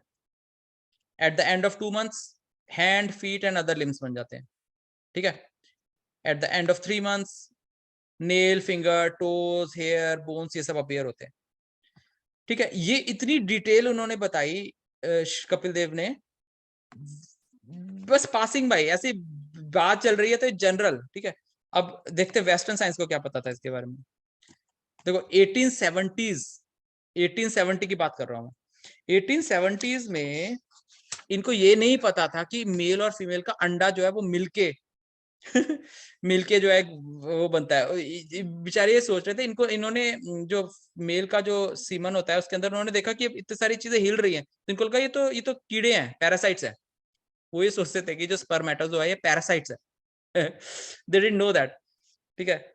और इनको ये तब ये कॉन्सेप्ट था, there was something called animalcule. ये सोचते थे कि 2 गुट थे, एक कहते थे कि माँ के अंदर होता है बच्चा और वो एक छोटा सा, जैसे हम हैं बिल्कुल एग्जैक्टली सेम शेप होता है पर छोटा होता है, बहुत छोटा, और जैसे धीरे धीरे बड़ा होता जाता है। तो एक गुट कहता था माँ के अंदर होता है, एक गुट कहता था बाप के अंदर होता है, ठीक है। और इनके बीच में टसल चलती थी। तो ये सारे उस टाइम पे Antony van Leeuwenhoek was a prominent scientist, और ये सारे बेचारे ये सोचते थे कि इन दोनों में से किसी एक के अंदर बच्चा ऑलरेडी है और दूसरे के अंदर जाता है, मेल के अंदर से फीमेल में जाता है, या फिर फीमेल के अंदर पहले से होता है और मेल के अंदर से जो कीड़े से पैरासाइट से जा रहे हैं, इसका कोई रोल नहीं है। That was what they were thinking, they didn't even know. 1870 तक इनको यही नहीं पता था कि बच्चा बनता कैसे है। भागवतम में पूरा डिटेल लिखा हुआ है, ओके। अब एम्ब्रियोलॉजी में आप देखो, ये फोटो किसका है, this is the person called Henry grey, जो वेस्टर्न साइंस के की जो एनाटमी की नॉलेज है ना, हमारे बॉडी के बारे की जो नॉलेज है, बॉडी का स्ट्रक्चर क्या होता है, this comes from Gray's anatomy. Henry Gray, ये कब बॉर्न हुए थे? हेनरी ग्रे बॉर्न हुए थे, I think Henry grey was born in 1827 में बॉर्न हुए थे। और ये बड़ी जल्दी मर गए थे। He died only when he was 30-40 years. और ये क्या करते थे, he was a very sincere person. इनकी मदर की शायद अनटाइमली डेथ हो गई थी, और ये ना शमशान घाट में जाते थे। क्रिश्चियंस बरी करते हैं अपने, उनको जलाते नहीं है। शमशान घाट में जाके जब सारे लोग चले जाते थे ना, तो मुर्दे को बाहर निकालते थे। उसके बाद उसकी ड्राइंग बनाते थे, फिर उसको काटते थे, उसका हाथ काटा, उसके अंदर देखा स्किन हटा के क्या क्या है, उसकी ड्राइंग्स बनाते थे। यहाँ से कुछ नीला सा जा रहा है, इसमें खून जाता होगा, यहाँ से लाल जा रहा है, यहाँ पे मसल है, यहाँ पे हड्डी है। इन्होंने बहुत डिटेल्ड ड्राइंग्स बनाए, और इनकी ग्रेज एनाटमी किताब पब्लिश हुई थी 1858 में, फर्स्ट एडिशन। ओके, मेरे पापा तो डॉक्टर हैं, मेरे पापा सर्जन है, और उनके पास ग्रेज एनाटमी की बुक है। उनकी बुक है उन्होंने 1968 में एमबीबीएस शुरू किया था, ठीक है। तो उनकी जो किताब है ग्रेज एनाटमी की, वो 1968 की है। और जो अभी रिसेंट एडिशन चल रहा है, वो एडिशन 41 है, जो करंट एडिशन है, ठीक है। अब इसमें मैं ये डिस्कस करना चाहता हूँ। देखो, मैंने ये किताबें ली, ये फर्स्ट एडिशन का कंटेंट्स हैं।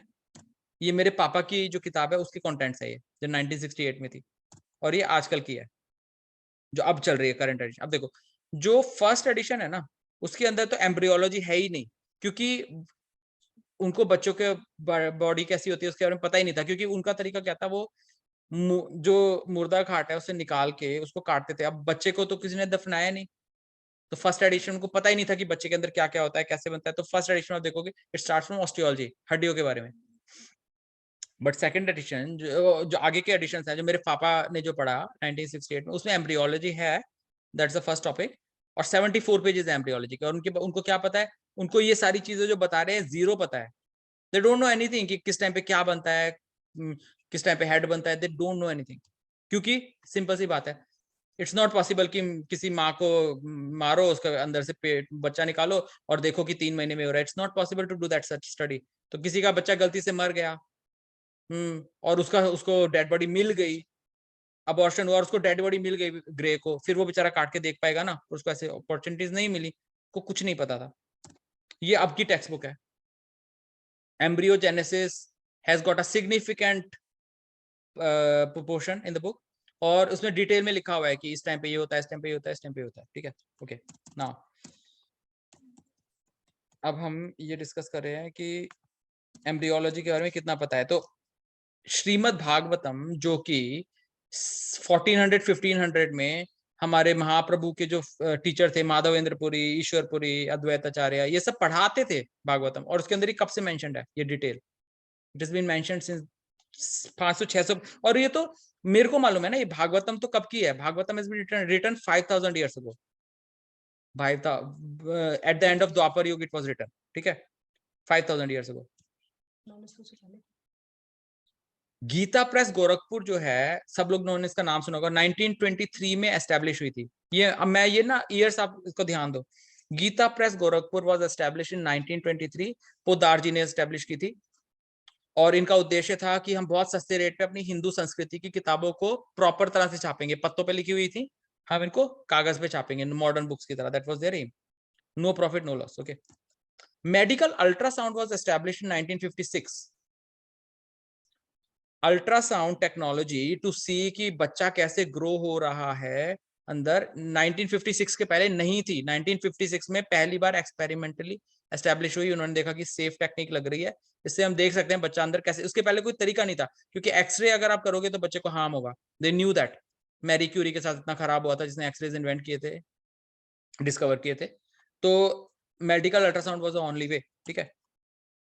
और हमारे जो श्रीला प्रभुपाद ने भागवतम लिखी है, ट्रांसलेट किया है, वो 1970 के अंदर हो गई थी। लेकिन गीता प्रेस गोरखपुर तो ऑलरेडी कर रही थी, जो कि हिंदी में कर रही थी। प्रभुपाद ने इंग्लिश में करी। ओके, अभी ईयर्स याद रखो। अभी देखो ये क्या है, it is ultrasound of a pregnant lady. बच्चा काफी बड़ा लग रहा है, सिर बड़ा दिख रहा है। इसकी स्टडी कैसे कैसे हुई है देखो। 1956 में ग्लासगो में, जो कि स्कॉटलैंड में है, इंग्लैंड में, यूके में, वहां पे 2 लोग थे। एक बहुत सिंसियर ऑब्स्टेट्रिशियन था, टॉम डोनाल्ड, और एक उसका फ्रेंड था इंजीनियर, टॉम ब्राउन। ठीक है। इन दोनों टॉम्स ने कहा कि यार ये तो कोई तरीका ढूंढना चाहिए जिससे हमें पता चले बच्चा कैसे ग्रो हो रहा है। तो इन्होंने ये नॉन इन्वेजिव टेक्नोलॉजी ढूंढी अल्ट्रासाउंड, जिससे कि बच्चे को नुकसान नहीं होगा। तभी एक्सपेरिमेंटल थी। 1973 के अंदर कुछ स्टडीज ज्यादा हुई, तो इन्होंने तो इन्वेंट की थी, लेकिन और लोगों ने इसको यूज करके स्टडीज करी। उन्होंने डिटेल्ड चार्ट्स बनाए कि नॉर्मली हमने इतने लोगों में करके देखा है तो फीटल क्राउन रम्प लेंथ जो है, मतलब सिर से लेके पीछे तक जो लेंथ है वो 3 महीने में इतनी होता है, 4 महीने में इतनी होती है, 2 महीने में इतनी होती है। ऐसे उन्होंने चार्ट्स बनाए। उन्होंने काफी लोगों की स्टडी करके देखा कि ओके नॉर्मल ग्रोथ हो रही है तो इतनी होगी, 3 महीने पे इतना बड़ा तो होना चाहिए बच्चा। केवल इतना मालूम था इनको, उससे ज्यादा नहीं मालूम था। 1990s के अंदर 1990s में कलर अल्ट्रासाउंड डेवलप हुआ। अल्ट्रासाउंड थोड़ा और प्रेवलेंट हुआ, रिसर्च सर्कल से बाहर आया, प्राइवेट प्रैक्टिसेस में आया। It started having a major role of playing in the gynaecological obstetrical monitoring में मेजर रोल आ गया अल्ट्रासाउंड का। और बहुत रिसेंट अभी 2000 लाइक मैंने अपना बीडीएस पास किया 1999 में, ओके मैंने अपना एमडीएस पास किया 2002 में। 2000 में और 2010 में ये जो ओ राहेलियन मुलर हैं, इन्होंने रिवाइज कर रहे हैं कि एम्ब्रियोनिक स्टेजेस की नहीं, सिर तो अभी तक नहीं बनता है, ये तो गलत था पिछली बारी। अब इतनी रीसेंट स्टडीज हैं, एंड ये जो स्टडीज है ना, मैंने अपनी wife she is a gynaecologist, उसके साथ कंपेयर उसको पढ़ाई, और मैंने खुद भी जितना देखा ये एग्जैक्टली अब बिल्कुल दे आर करेक्ट। जो भागवत में स्टडीज लिखे हुए हैं कि सिर अब बनता है, पैर हाथ तब बनता है, दे आर एग्जैक्टली करेक्ट। वो लोग अब फाइंड आउट कर रहे हैं। वो लोग 10 साल पहले उनको पता चला है ये चीज, and Bhagavatam knew that from. और ये तो कोई डेट्स में कहता है ना, याद रखो, अगर कोई कहता है कि 5000 साल पहले क्या था, हमें क्या पता भाई। हमें ये पता है कि गीता प्रेस गोरखपुर 1923 में एस्टैब्लिश हुई थी, सबको पता है ना। और जो वैष्णव लोग हैं जो ग्रंथ पढ़ते हैं उनको पता है कि माधवेंद्रपुरी थे, पढ़ाते थे वो सब लोगों को भागवतम, और उसके अंदर लिखा हुआ है साफ साफ श्लोकों में देयर। तो this is one thing that I found, जिसकी डिटेल्ड में हमें पता चल रहा है। ठीक है, अब दूसरी चीज, Hanuman Chalisa. Everybody knows Goswami Tulsidas, great devotee of lord Ram. उन्होंने रामायण दोबारा से लिखी तो रामचरितमानस के नाम से अवधी भाषा में। He is a great devotee of lord Ram and Hanuman ji also. उन्होंने हनुमान चालीसा लिखी, हम सबको आती होगी, we all know Hanuman Chalisa. Hanuman Chalisa is about glories of lord Hanuman, कि हनुमान जी ने क्या क्या लीलाएं की। अच्छा, हनुमान चालीसा में, और ये कोई साइंटिफिक टेक्स्ट नहीं है, उनके पास कोई टेलीस्कोप कुछ नहीं है, is not a scientist, is a devotee. Goswami Tulsidas किस टाइम पे थे? 1511 में बॉर्न हुए और 1600 में उन्होंने ना बॉडी छोड़ा। He was more than 100 years. ठीक है, if anybody wants to Wikipedia पे कहीं पे भी गूगल में आप देखो गोस्वामी तुलसीदास के बारे में। उन्होंने बोला है जुग सहस्त्र योजन पर भानु लील्यो ताही मधुर फल जानू। तो वो लीला डिस्क्राइब कर रहे हैं कि जब हनुमान जी के पास ये ऋषियों के वरदान से पावर था कि वो कितने भी बड़े हो सकते हैं, कितना भी दूर जा सकते हैं छलांग लगा के, तो उन्होंने देखा वो भूखे थे, अंजनी माता ने उन्हें खाना नहीं दिया, तो भूखे थे, उन्होंने देखा अरे ऊपर वाला फल बहुत अच्छा लग रहा है, और वो कूद के वहां पहुंच गए और उन्होंने उसको खा लिया, सूरज को खा लिया है। और वो कह रहे जुग सहस्त्र योजन पर भानु, भानु का मतलब सन, तो कह रहे हैं कि देखो कितनी दूर है, इतनी दूर है सन, कितना दूर है, जुग सहस्त्र योजन। जुग, एक जुग जो होता है ना, उसमें 1200 सेलेस्टियल ईयर्स होते हैं, 12,000 देवताओं के साल होते हैं। सहस्त्र मतलब होता है 1000, और योजन का मतलब होता है 8 मील, और उनका मल्टीप्लाई करोगे तो आता है 96 मिलियन माइल्स। ठीक है, यानी कि 960 लाख मील, इतना दूर। ये गोस्वामी तुलसीदास ने ऐसे ही बोल दिया, लिख दिया, जुग सहस्त्र योजन पर भानु लील्यो ताही मधुर फल जानू। वो कोई कुछ रिसर्च नहीं कर रहे हैं वो। और आप नासा के वेबसाइट पे जाओ, you go to NASA website and you see कि नासा के वेबसाइट में सन का डिस्टेंस जो इन्होंने बेचारों ने टेलीस्कोप ये सब करके फाइंड आउट किया कितना। As noted earlier, earth average distance to the sun is about 93 million miles. Average distance क्यों बोल रहे हैं? क्योंकि ये तो एलिप्टिकल है ना, गोल नहीं है ना, एलिप्टिकल है। और ये बेचारे अंदाजा ऐसा नहीं है कि सन के पास चले गए और इन्होंने उसको मेजर किया, सन के पास तो कोई जा नहीं सकता, इट्स टू फार। तो इन्होंने जो इनकी बेचारों की टेक्निक्स है उनसे किया, 93 मिलियन माइल्स इनका आंसर आ रहा है। ठीक है, और हमारे तुलसीदास जी ने 96 मिलियन माइल्स बताया, ऐसे लिख के, जिलो ताई मधुर फल जानू। He was not a devotee, उनको ये नॉलेज कहाँ से आया? He was not a scientist, he was a devotee. उनको नॉलेज कहां से है? क्योंकि हमने पहले डिस्कस किया ना, नॉलेज इज देयर, नॉलेज है, पहले से है, उसको ढूंढ रहे हैं। इन्होंने क्या ढूंढा? इन्होंने कुछ नहीं ढूंढा, इन्होंने बस भगवान को मेडिटेट कर रहे हैं, भगवान ने उनको दिमाग में एक नंबर दिया, उन्होंने लिख दिया। ही इज नॉट कंसर्न्ड कि कितना माइल है, उन्होंने बस लिख दिया जुग सहस्त्र योजन पर भानु, and that is accurate information. So we must think कि कैसे आया ये इन्फॉर्मेशन। ओके, कुछ और फैक्ट्स भी मेंशन्ड है हमारे वेदांत में, बहुत सारे हैं जो मेरे को थोड़े बहुत पता है। गोबर, वैदिक नॉलेज से, शब्द प्रमाण से, कि गोबर जो है वो बहुत शुद्ध चीज है। उसको पंचगव्य के, जब हमारा कार्तिक मास होता है तो खाते हैं हम लोग पंचगव्य, गाय की जो 5 चीजें होती हैं, गोबर, गोमूत्र, दूध, दही, घी, इनको मिला के कार्तिक मास में डिवोटीज खाते हैं इसको। गोबर जो होता है वो प्राण प्रतिष्ठा सेरेमनी जब होती है, भगवान की जब आपकी मंदिर में मूर्ति की स्थापना होती है, उसकी पूजा गोबर से की जाती है।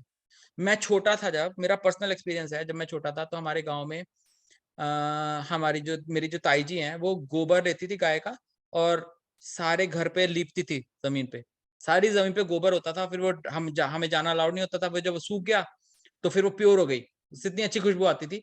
और दीवार पे वो गोबर के ऐसे उपले बना के थेपती थी, और फिर जब वो सूख जाते थे तो उन उपलों के ऊपर रोटी बनती थी। चूल्हे के ऊपर वो रखते थे गोबर का उपला, उसके ऊपर रोटी बनती थी, उससे हम खाना खाते थे। है, दिस इज शब्द प्रमाण। अभी अभी अगर कोई इसका अनुमान प्रमाण ले कि गाय का गोबर इतना शुद्ध है, तो ब्राह्मण का गोबर तो पॉटी तो और भी अच्छी होनी चाहिए, बट दैट्स रॉन्ग। इसका पॉटी अच्छा नहीं है, बहुत बदबूदार है और गंदा है। लेकिन गाय का गोबर हमारे शास्त्र में लिखा है it's very pure, and now they are finding कि उसमें एंटीसेप्टिक प्रॉपर्टीज है। गाय के गोबर के अंदर एंटीसेप्टिक प्रॉपर्टीज है, जहाँ पे गोबर लेपते हो वहां पे कीड़े नहीं आते हैं, बैक्टीरिया भी नहीं आते। गोमूत्र, हर एक जानवर का जो यूरिन है वो बहुत गंदा है, लेकिन गोमूत्र से पूजा होती है। People are drinking gomutra and they are curing their diseases. Cancer के अंदर भी इसका रोल कहा जा रहा है, रिसर्चेस चल रही हैं काफी सारी। दे फाउंड कि इसके अंदर कोई ऐसा सब्सटेंस है गोमूत्र के अंदर जो कि जिसकी वजह से it's not antiseptic, it's not an antibiotic, पर उसकी वजह से बैक्टीरियल एक्टिविटी बहुत कम हो रही है, लाइसोजाइम एक्टिविटी बहुत कम हो रही है। जो साइंटिफिक टर्म्स है कि जो सेल अपने आप को कई बार मार लेता है, उसको एपोप्टोसिस बोलते हैं। अगर गोमूत्र पी रहे हो तो नहीं हो रहा है, ऐसे एपोप्टोसिस नहीं हो रहा है, it is helping in cancer. Studies conclusively नहीं कर पाए वेस्टर्न साइंटिस्ट, लेकिन काफी सारे केस स्टडीज हैं जो प्रूव कर रहे हैं कि गोमूत्र की वजह से लोगों के कैंसर में हेल्प हो रही है। It's very hard to prove scientific standard से, क्योंकि कईयों का कैंसर अपने आप रेमिशन में चला जाता है। गोमूत्र से हुआ है कि कैसे हुआ है, it's hard to rationalise that. But हमारे शास्त्र में कहते हैं कि गोमूत्र बहुत शुद्ध है, और gomutra is very antiseptic properties are there, antibacterial properties are there, anti insect properties are there, सारी डिफरेंट चीजें हैं। ठीक है, उसमें कीड़े नहीं आएंगे।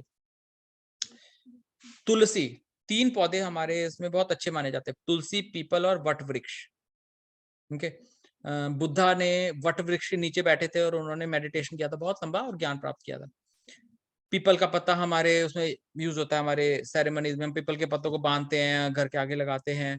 तुलसी माता को हम जब भोग लगाते हैं भगवान को, तो तुलसी माता का पत्ता लगाते हैं। और अब साइंटिस्ट ने फाइंड किया है कि सारे जो प्लांट्स हैं वो दिन में तो कार्बन डाइऑक्साइड लेते हैं और ऑक्सीजन देते हैं, फोटोसिंथेसिस, पर रात में जब सन नहीं होता तो वो भी ऑक्सीजन लेते हैं और कार्बन डाइऑक्साइड देते हैं। और इसकी वजह से अगर कोई इंसान रात को पेड़ के नीचे सोता है, बड़े पेड़ के नीचे, उसकी डेथ हो सकती है कार्बन डाइऑक्साइड पॉइजनिंग से। Okay, that's a fact. लेकिन ये जो 3 पेड़ हैं, इनके नीचे अगर आप बैठोगे तो नहीं होगा, because they give oxygen all the time. Buddha ने सारे टाइम उसी पेड़ के नीचे सोते थे, वट वृक्ष के नीचे। अगर किसी और पेड़ के नीचे होते, कोई और पेड़ के नीचे कोई रहेगा, तो it's dangerous. But these 3 are said to be pious plants. ठीक है, बहुत ही अच्छे पौधे माने, पेड़ माने गए हैं, हमारी पूजा में यूज होते हैं और इनकी प्रॉपर्टीज है। ठीक है, गंगा जल, गंगा जल का पानी नॉर्मल पानी नहीं है, ऐसा हम सबने सुना। ओके, हमारी पूजा में यूज होता है। और इसके बारे में तो मेरा पर्सनल एक्सपीरियंस एक और है। जब मैं 5th क्लास में था, तो देखो हम जब छोटे थे ना, तो हम इंक पेन यूज करते थे, और 2 तरह की इंक आती थी, एक आती थी वेल्डन और एक आती थी चैलपाक। तो जो वेल्डन थी वो सस्ती थी और उसके अंदर पानी मिला होता था, और जो चैलपाक थी वो अच्छी वाली इंक थी, तो चैलपाक इंक यूज करते थे हम। और मेरे को याद है एक बार हम हरिद्वार गए थे, और मेरी मम्मी पापा से बहस हो रही थी कि ये गंगा, मैंने कहा कि ये क्या है, नॉर्मल पानी भर के क्यों ले जा रहे हो, और मेरे मम्मी पापा कहते हैं कि बेटा गंगा जल है।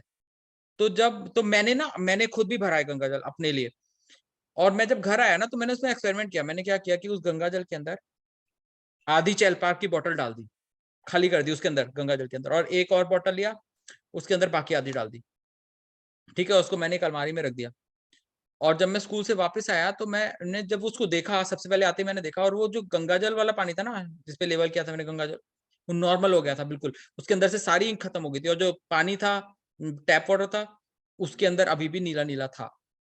तो मैंने उस टाइम पे, मेरे को याद है, मैंने देखा था कि गंगा जल तो स्पेशल है। फिर मैंने पापा से कहा, पापा को बताया, पापा कहते हैं हाँ बेटा, ये हिमालय से आता है, इसके अंदर बहुत जड़ी बूटियां होती हैं, मिनरल्स हैं इनके अंदर, काफी स्पेशल प्रॉपर्टीज हैं, ठीक है। बट हमारे वेदों में लिखा हुआ है कि ऑलरेडी बहुत प्योर है, ठीक है। And science is now finding कि गंगा जल इज डिफरेंट, इसके अंदर कितनी डेड बॉडीज डाल रहे हैं, ये डाल रहे हैं, वो डाल रहे हैं, किसी और जगह डालोगे कितना बदबू आएगा। गंगा जल अपने आप को प्योर कर लेता है, even though so much bad is happening. हल्दी, टर्मरिक, ठीक है, हमारे आयुर्वेद साइंसेज में हमारे तो खाने में यूज होता है हल्दी, है ना, we use in the food. और जब कोई घाव होता है, कोई वुंड होता है, उस पर हम हल्दी लगाते हैं ट्रेडिशनली। किसी गांव में किसी बच्चे को कोई चोट लगेगी तो कोई पट्टी वट्टी नहीं लगाते, हल्दी लगाते हैं उस पर, दैट्स इट। और अभी यूनाइटेड स्टेट्स में मिसिसिपी यूनिवर्सिटी ने टर्मरिक पाउडर के ऊपर पेटेंट लिया है, पेटेंट नंबर 5401-504। वो कह रहे हैं वी फाउंड आउट कि इसके मेडिसिनल प्रॉपर्टीज हैं, इस एंटीबैक्टीरियल एक्टिविटी है। ये गांव में बच्चे बच्चे को पता है हमारे। इसी तरह से जल नीति, जब मैं क्या 2001 की बात है, फरीदाबाद में रामदेव आए थे, तब उनका बिजनेस शुरू हो रहा था, ये सिखाने का योगा क्रिया, तो बिजनेस नहीं, he is teaching for free only. तो मैं भी गया था उसमें, और उसमें ना उन्होंने काफी सारे प्राणायाम आसन सिखाए थे, जल नीति भी सिखाते थे। और जल नीति तो बहुत पुराने टाइम से है, जब भी आपको जुकाम हो रहा है या बचाने के लिए आप साफ करते हो अपने नाक को, ठीक है, जल नीति। देखो दिस पर्सन, क्या नाम है इनका, अमेरिकन है, इन्होंने साइनस रिंस, जो कि एक नाक से डालते हैं और दूसरे नाक से निकलता है, इसके ऊपर पेटेंट लिया है, पेटेंट नंबर EPP23357 जो भी है, कि मैंने इन्वेंट किया। हमारे साथ प्रॉब्लम क्या है कि हम लोग अंडर कॉन्फिडेंट है, हम लोग जो है ना, हमारे पास वैदिक नॉलेज है, लेकिन हमको लगता है वेस्टर्न साइंस सुपीरियर है। सेम चीज जब वेस्टर्न साइंस बोलता है तो हम कहते हैं ओ वाह ये तो सही है। लेकिन जब हमारे और इसका रीजन है क्योंकि हमारे यहाँ काफी सारे लोग हैं जो विश्वास का गलत फायदा उठाते हैं, they are misusing our belief. तो उल्टी, जैसे एस्ट्रोलॉजी में बहुत सारे लोग हैं, कहेंगे पैसे दो मैं तुम्हें भविष्य बताता हूँ, उनको खुद का भविष्य भी नहीं पता, and that's why it's lost its reputation, but it does not mean the science is wrong. That is what we have to understand. It does not mean the science is wrong. There are lots of false practitioners. बहुत सारे लोग हैं जिनको आता नहीं है, पैसे के लिए उल्टा सीधा चीज बोल के गलत बता के चले जाते हैं। इसकी वजह से इसका मतलब ये नहीं है कि ज्योतिष शास्त्र खराब है या फिर आयुर्वेद खराब है। अब लोगों को आयुर्वेद नहीं आता है, वो पढ़ते नहीं है, कोई स्कूल्स नहीं है इतने अच्छे, पर अब इंडिया में रिवाइव हो रहे हैं। एनीवे, मेन पॉइंट इज की ओ कृष्णा, अभी तो कुछ भी नहीं हुआ हमारा। ओके, एसबी जो हमारी श्रीमद् भागवतम है, उसने श्रीमद् भागवतम में 12वें कैंटो में शुकदेव गोस्वामी कहते हैं कि ततश्च अनुदिनम धर्मः सत्यम शौचम क्षमादया। ततश्च अनुदिनम धर्मः सत्यम शौचम क्षमादया। कालेन बलिना राजन नंक्ष्यति आयुर्बलम स्मृतिः। क्या कह रहे हैं? ततः च अनुदिनम, कह रहे हैं अब से, अनुदिनम मतलब day by day, every day क्या होगा, इन 8 चीजों की नंक्ष्यति, नष्ट होती जाएंगी, कम होती जाएंगी। कालेन बलिना, काल के प्रभाव से, in the by the effect of time, ये 8 चीजें कम होंगी। क्या क्या? धर्म, सत्यम ट्रुथ, शौचम प्योरिटी, क्षमा, क्षमा मतलब फॉरगिवनेस, दया मतलब दया मर्सी, ठीक है, और आयु एज कम होती जाएगी, बलम स्ट्रेंथ कम होती जाएगी, फिजिकल स्ट्रेंथ, और स्मृति मेमोरी कम होती जाएगी। 8 चीज कम होती जाएंगी, ठीक है, ये उन्होंने एक वर्ष में बोल दिया। अब हम कहें कि कैसे कम हो रहे हैं? धर्म तो हम देख ही रहे हैं ना, धर्म कितना खराब हो गया है, धर्म का हालत। सत्य, सत्य में क्या हो रहा है? पहले देखो लोग हरिश्चंद्र ने बोल दिया, उसके लिए अपनी जान देने को तैयार है। आज क्या होता है, बोलना तो बात की बात है, कहते साइन करो, साइन भी नॉर्मल पेपर पर नहीं, स्टैम्प पेपर पे करो। स्टैम्प पेपर भी अपना साइन केवल नहीं, विटनेस भी होना चाहिए, विटनेस के भी साइन होंगे। कोई दो लोगों की बात हो रही है कि भैया जमीन में आपको बेच रहा हूं, तो कहेंगे स्टैम्प पेपर पे विटनेस के सामने साइन करो, दोनों पार्टी के साइन होंगे और वो लॉज। उसके बावजूद भी डिस्प्यूट्स होते हैं कि मैंने तो ऐसा कहा ही नहीं, ये तो गलत साइन है, मेरा नहीं है। कोर्ट में कैसे जाते हैं, जिस सत्य की हालत है ये, है ना। शौचम, शौचम प्योरिटी। देखो पहले और अभी रिसेंटली तक भी लोग जब पॉटी करने जाते थे सुबह, अपने घर से बहुत दूर एक जगह पे जाते थे, वहां पे पॉटी करते थे, वापस आ जाते थे। और आजकल किचन के पास ही होता है बाथरूम, जो टॉयलेट होता है ना, बिल्कुल किचन के पास होता है। There's lots of things which tell us कि शौचम जो प्योरिटी है, purity, physical purity, mental purity, everything is getting less. क्षमा, क्षमा देखो, क्षमा का क्या एग्जांपल है, द्रौपदी माता। द्रौपदी माता के 5 पुत्रों को अश्वत्थामा ने रात को सोते हुए मार दिया, सोते हुए मार दिया द्रौपदी माता के 5 पुत्रों को। और अर्जुन कहते हैं कि ये मरेगा, इसको मैं मारूंगा और मैं तुम्हारे पास लेके आऊंगा द्रौपदी, और तुम इसका गला काटना। और द्रौपदी माता के पास वो लेके आए अर्जुन, उसको पकड़ के अश्वत्थामा को, और उन्होंने गिरा दिया। उन्होंने कहा ये लो तलवार, काटो तुम इसका गला। और द्रौपदी माता कहती है नहीं, नहीं, क्या प्राणनाथ, कहती है कि ये तो हमारे गुरु महाराज का बेटा है, ये भी तो ब्राह्मण है, द्रोणाचार्य का बेटा है, ये ब्राह्मण है, ये इसको हम नहीं, ये नहीं, इसने जो भी किया इसको दंड भगवान देंगे, मैं कौन होती हूँ दंड देने वाली। क्षमा कर दिया उन्होंने, 5 बेटों को, 5 बेटे थे, 5 को मार दिया। एंड द्रौपदी माता ने। और आजकल क्या होता है, अब गाड़ी चला रहे हो, हल्का सा टक्कर हो गया, उसमें से कोई निकल के आता है बंदा और आपको बोलेगा कर कैसे दिया तूने ये, है, गोलियां चल जाती हैं, रोड रेज में मर रहे हैं लोग। ये क्षमा की, दया की ये हालत है, दया की हालत देखो। पहले हम शिबी राजा की कहानी सुनते हैं कि शिबी राजा जो थे पूरी दुनिया के राजा थे, है ना। और उनके पास एक कबूतर आया, कबूतर कहता है हे राजन मेरे को बचाओ। किससे बचाऊं, बाज आ रहा है मेरे को पीछे मारने के लिए। तो कहते हैं ठीक है। तो उन्होंने बाज को कहा नहीं, मेरे राज्य में तुम इसको नहीं मार सकते। तो बाज कहता है कि लेकिन मैं क्या खाऊंगा, मैं मर जाऊंगा, तो तुम्हारे राज्य में मेरा मरना ठीक है और इसका मरना। तो उन्होंने कहा हाँ तुम्हारी बात ठीक है। तो उन्होंने कहा अच्छा कितना कितना है इसके अंदर, वजन कितना है।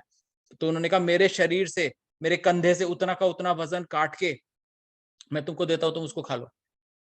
और वो एक्चुअली में कौन थे, गरुड़ जो थे वो इंद्रदेव थे और अग्निदेव थे, 2 देवता थे जो ये टेस्ट करना चाहते थे कि ये कितने धार्मिक हैं, कितने धर्मपरायण हैं, ठीक है। और अल्टीमेटली कबूतर एक पलड़े में बैठा और वो अपना काट रहे थे, मांस काट के दूसरे पलड़े में रख रहे थे।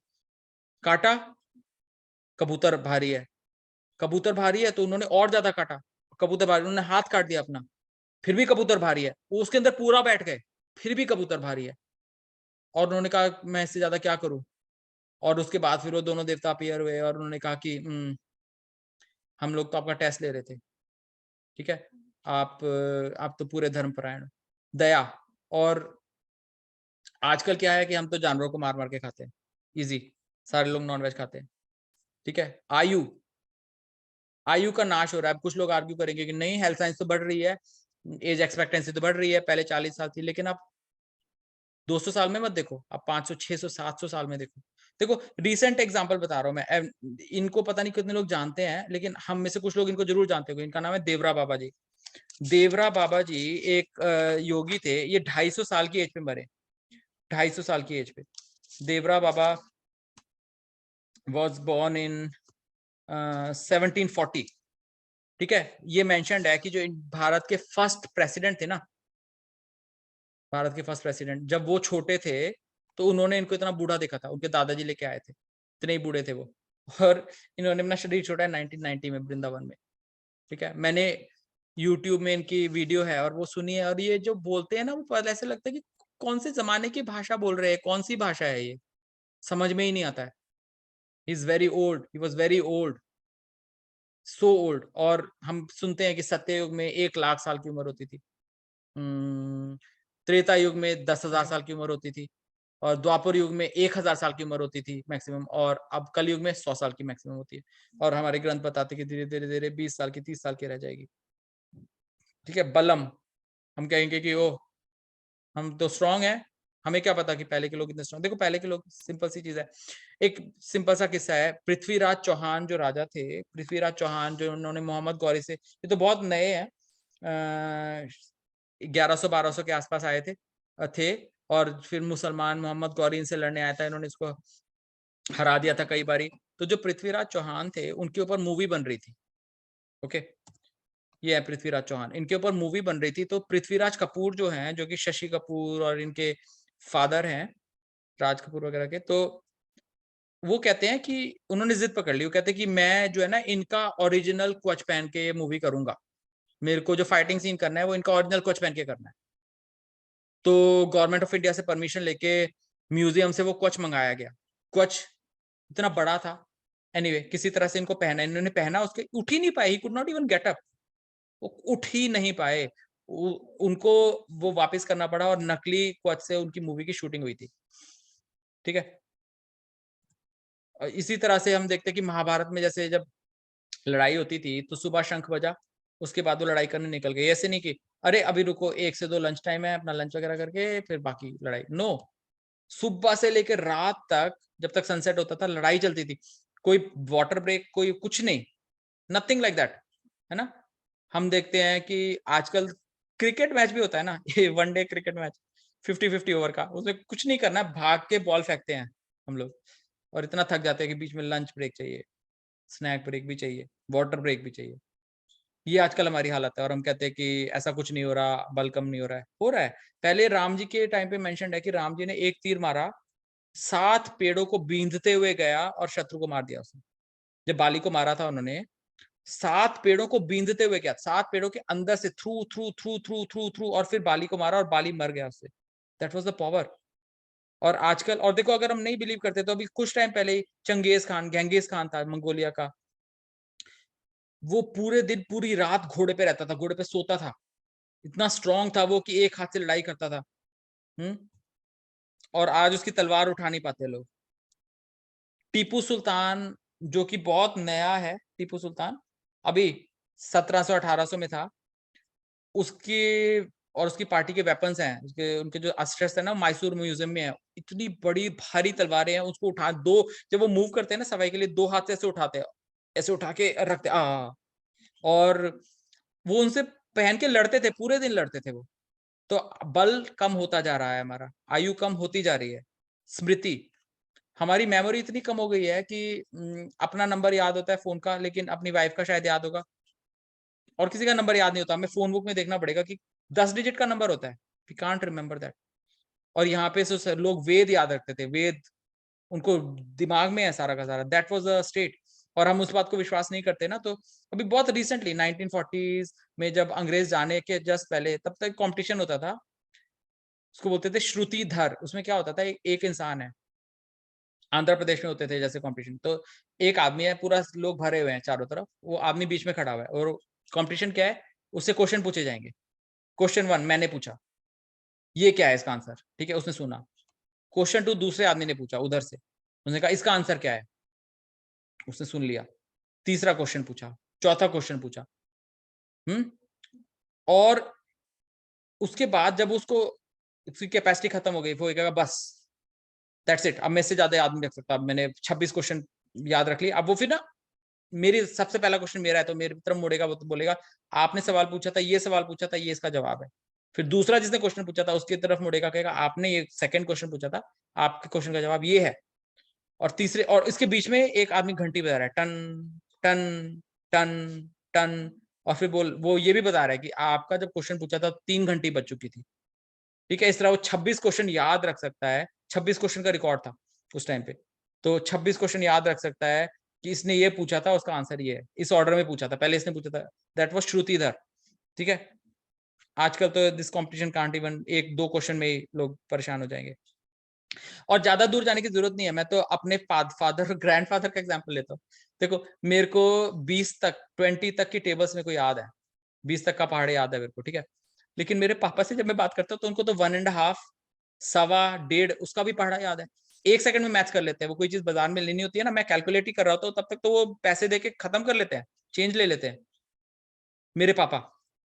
और वो कोई स्पेशल नहीं है उस एज के साथ। और अभी मेरे बच्चों से पूछो तो वो तो कैलकुलेटर निकालते हैं वो दे नीड अ कैलकुलेटर, उनको 20 तक के भी टेबल्स याद नहीं है।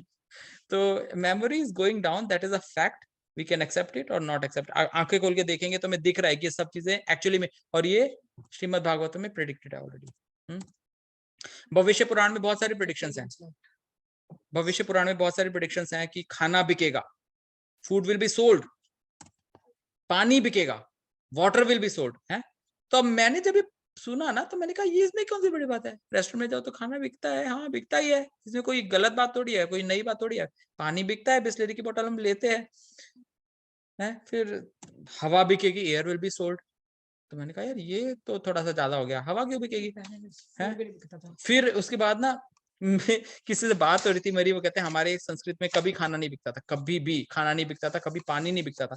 और ये मैंने देखा, अच्छा मैं छोटा था, पार्क के अंदर हम जाते थे, वहां पे प्याऊ लगाए होते थे, जो थोड़े अमीर लोग होते थे वो प्याऊ बनवाते थे, क्योंकि जल का दान बहुत अच्छा माना जाता है। तो कोई पानी का भाव नहीं था, प्याऊ पे जाओ पानी पियो, उसके बाद खेलो आराम से। खाना मिलता था।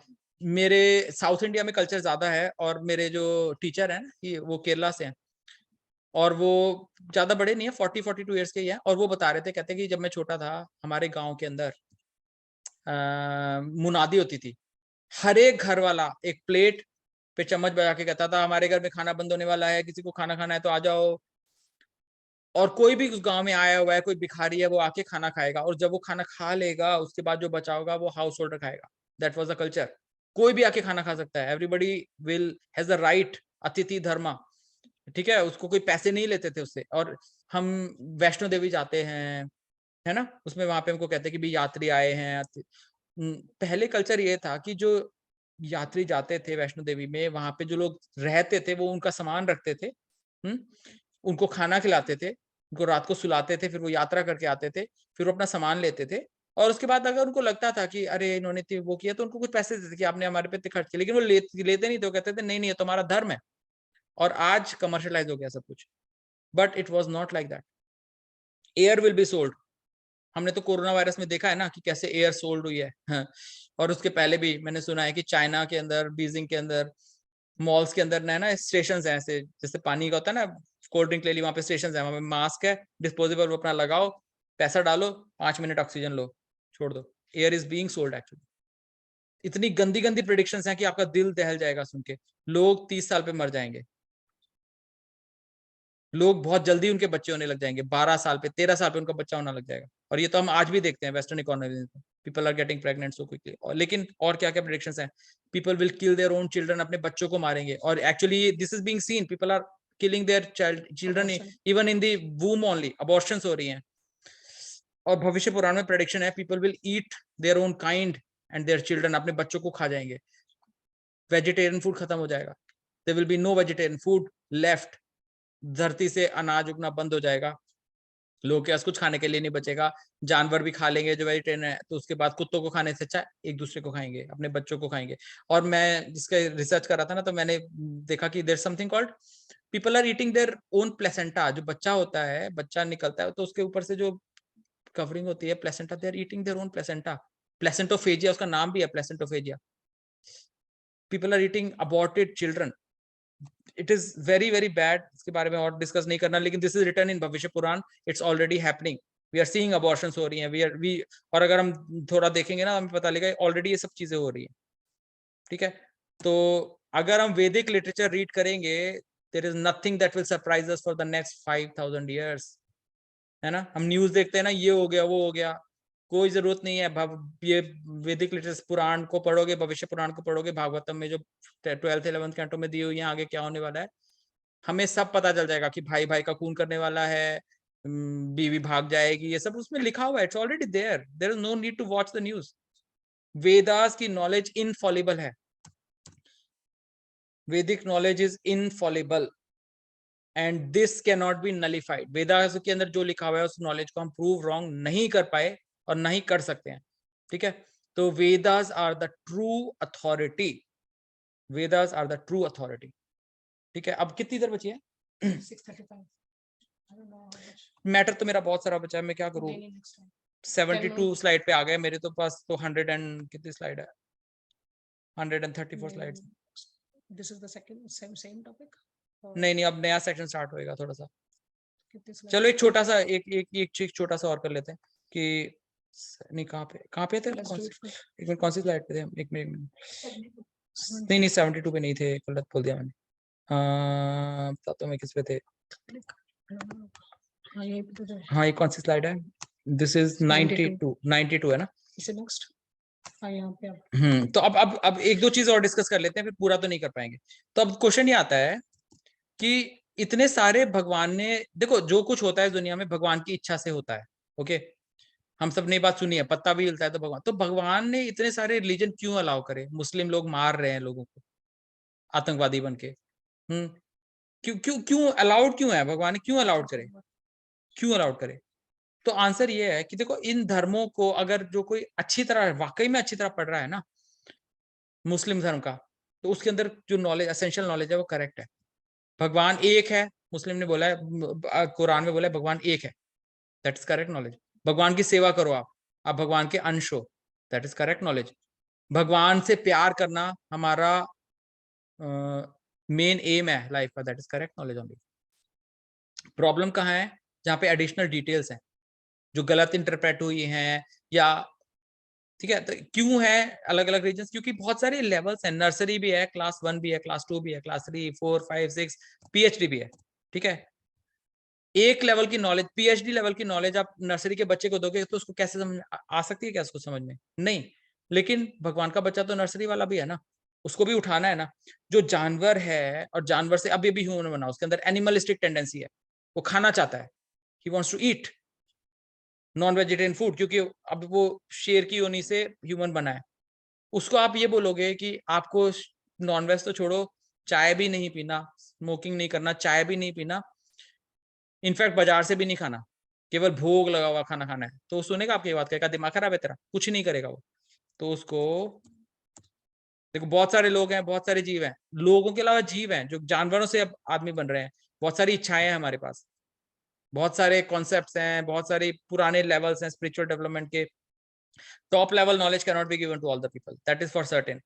ठीक है, इसीलिए वे बाकी धर्मों की तो बात छोड़ो, हम आगे देखेंगे कि वेदास के अंदर भी, वैदिक नॉलेज के अंदर भी अलग अलग लेवल्स हैं नॉलेज के। ये सेक्शन खत्म कर देता हूँ, 5 मिनट लगी। ठीक है, लेकिन जो हाईएस्ट लेवल है क्या है? निर्मत्सराणाम सताम वेद्यम वास्तवम अत्र वस्तु शिवदम ताप त्रयोन्मूलनम। हाईएस्ट नॉलेज किसको समझ में आएगी? जैसे क्वेश्चन होता है कि प्याज लहसुन क्यों नहीं खाना अलाउड है, चाय पीना क्यों नहीं अलाउड है? क्योंकि आप प्याज लहसुन से अटैच्ड हो, चाय से अटैच्ड हो, उसको जो भगवान के लिए नहीं छोड़ना चाहते हो, तो आपको भगवान कैसे मिलेंगे ना? भगवान को पाना इजी नहीं है। भगवान को पाने के लिए जो थॉट्स चाहिए, जिस तरह का मेंटल स्टेचर चाहिए, उसके लिए हमें ये सब छोड़ना पड़ेगा, नहीं तो highest level knowledge complete pure mode of goodness में मिलेगी। निर्मत्सराणाम, निर्मत्सराणाम का क्या मतलब होता है? मत्सर, मत्सर का मतलब होता है एनवियसनेस। सताम, सताम का मतलब जो ऑलरेडी हमेशा सत्वगुण में रहता है, हमेशा सत्वगुण में। भगवत गीता आगे पढ़ेंगे ना तो हमें पता चलेगा सत्वगुण की क्या क्या कैरेक्टरिस्टिक्स है। ऐसे इंसान को समझ में आएगी हाईएस्ट लेवल ऑफ नॉलेज, ऐसे को नहीं समझ में आएगी। अब देखो जीसस ने क्या बोला है, जीसस ने बाइबल में बोला है, I have much more to say to you, more than you can now bear. वो कह रहे कि मैं बहुत बताना चाहता हूँ, बहुत कुछ है बताने को, सिखाने को, लेकिन तुम्हारा स्टेट ऐसा नहीं है कि तुम सीख पाओ उसको, तुम नहीं सीख सकते हो उसको, तुम्हारा स्टेट ऐसा नहीं है। जीसस ने बोला है। मोहम्मद ने, देखो मोहम्मद ने क्या बोला है, मोहम्मद बोल रहे हैं कि देखो तुम कितनी भी शादियां कर लो, ठीक है, कितनी भी लेडीज तुम्हें शादी करनी है कर लो, एटलीस्ट अपनी मदर के साथ सेक्स मत करो, अपनी बीवी के, अपने बहनों के साथ मत करो। ये बोलना पड़ रहा है मोहम्मद को। Look at the level of the people is preaching. जैसे आप जानवरों को देखते हो ना कि भाई कुत्ते हैं बहुत सारे, या शेर हैं, या ये, अब उसमें मेल फीमेल के साथ ब्रीड करता है और उनके बच्चे होते हैं, ठीक है, वो बच्चे जल्दी बड़े हो जाते हैं, फिर दोबारा ब्रीडिंग होती है। अभी इसमें कहना कितना मुश्किल है कि ये माँ थी, ये बच्चा था, बच्चे ने अपने माँ के साथ किया। एनिमल्स में ऐसा होता है, कई एनिमल्स में।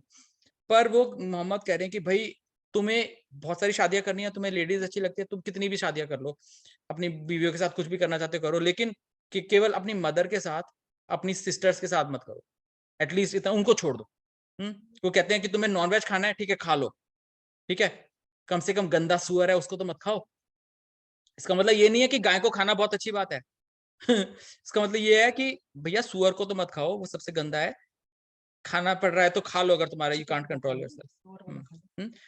तो these people are not nirmat saranam satam, they are not highly self controlled rishis, you have to understand that, but at the same time they are still children of the god, same god, भगवान के बच्चे हैं। आगे जाके हम ये देखेंगे कि भगवान ने दुनिया बनाई क्यों है आखिर, है ना, एक क्वेश्चन होता है, काहे को दुनिया बनाई तूने भगवान, क्यों हमको पैदा किया है, तो हम आगे डिस्कस करेंगे, this will be done later, but ultimately the fact is these are all children of god also, but they have got very bad desires। क्या करे भगवान उनके साथ, भगवान फोर्स नहीं करते कभी भी, भगवान ऐसे रोबोट नहीं बनाना चाहते कि जैसे होता है कि मैं अपनी चाहता हूँ मेरी बीवी मेरा बच्चा मेरे को प्यार करे तो मैं गन लेके को बोलूं मेरे को प्यार करो, no, Bhagwan doesn't do that.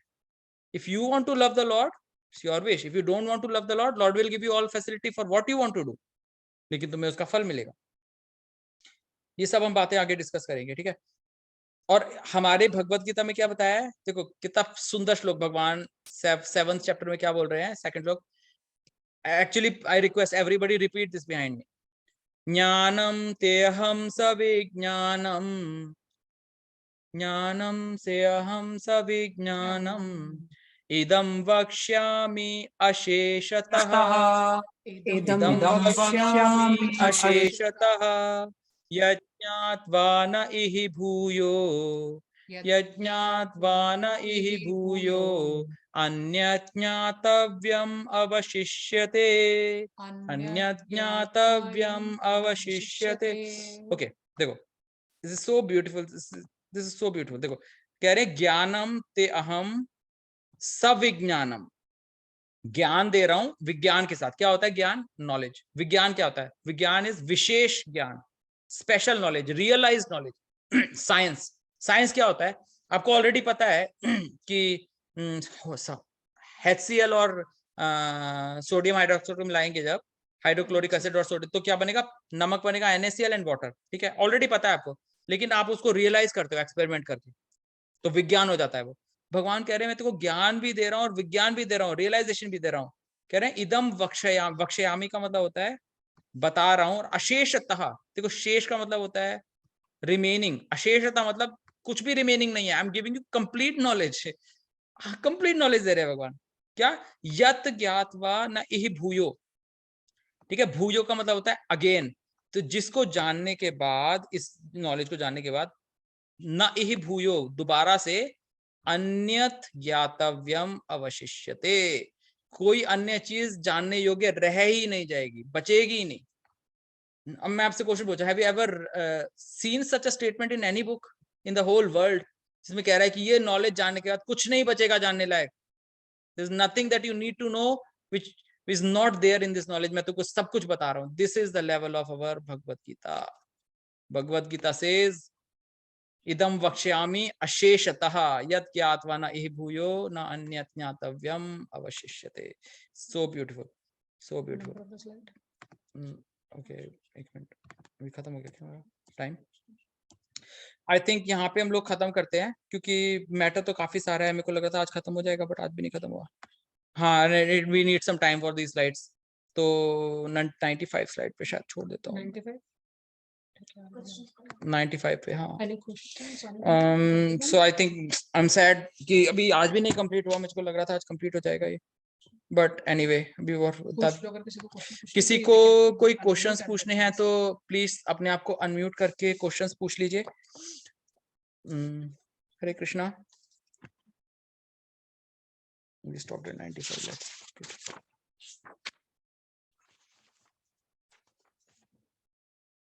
no question. क्या देखो, last slide on 5th of March 23 is 95. कोई क्वेश्चंस नहीं है किसी के भी? ओके सो अपने आप को अनम्यूट करके पूछ सकते हैं, मैंने कर दिया है अनम्यूट वाला। मामा जी आप अनम्यूट करके कर सकते हो if you have a question, unmute होना चाहिए। मैंने तो अलाउ पर्सन अनम्यूट। हाँ जी, सॉरी मामा जी, हाँ अब कर सकते हैं, sorry, my mistake. Everybody can unmute themselves, anybody can unmute themselves whoever wants to ask question। Mama ji wanted to ask, मामा जी आप अनम्यूट कर सकते हैं, सॉरी। हाँ जी मामा जी अपना क्वेश्चन पूछिए। पता नहीं। ओ Unmute रेज करना मामा हैंड, जी को। हाँ मामा जी ने रेज हैंड किया, चैट में कुछ आया था, thank that means you are listening well, क्या ओके। मामा जी आपकी आवाज नहीं सुन रही है। अनम्यूट वो तो कर रहा हूँ। 646 पे आप छवि अब माता हो नहीं कुछ नहीं गया। बोल मामा जी कुछ पूछ रहे हैं। हाँ।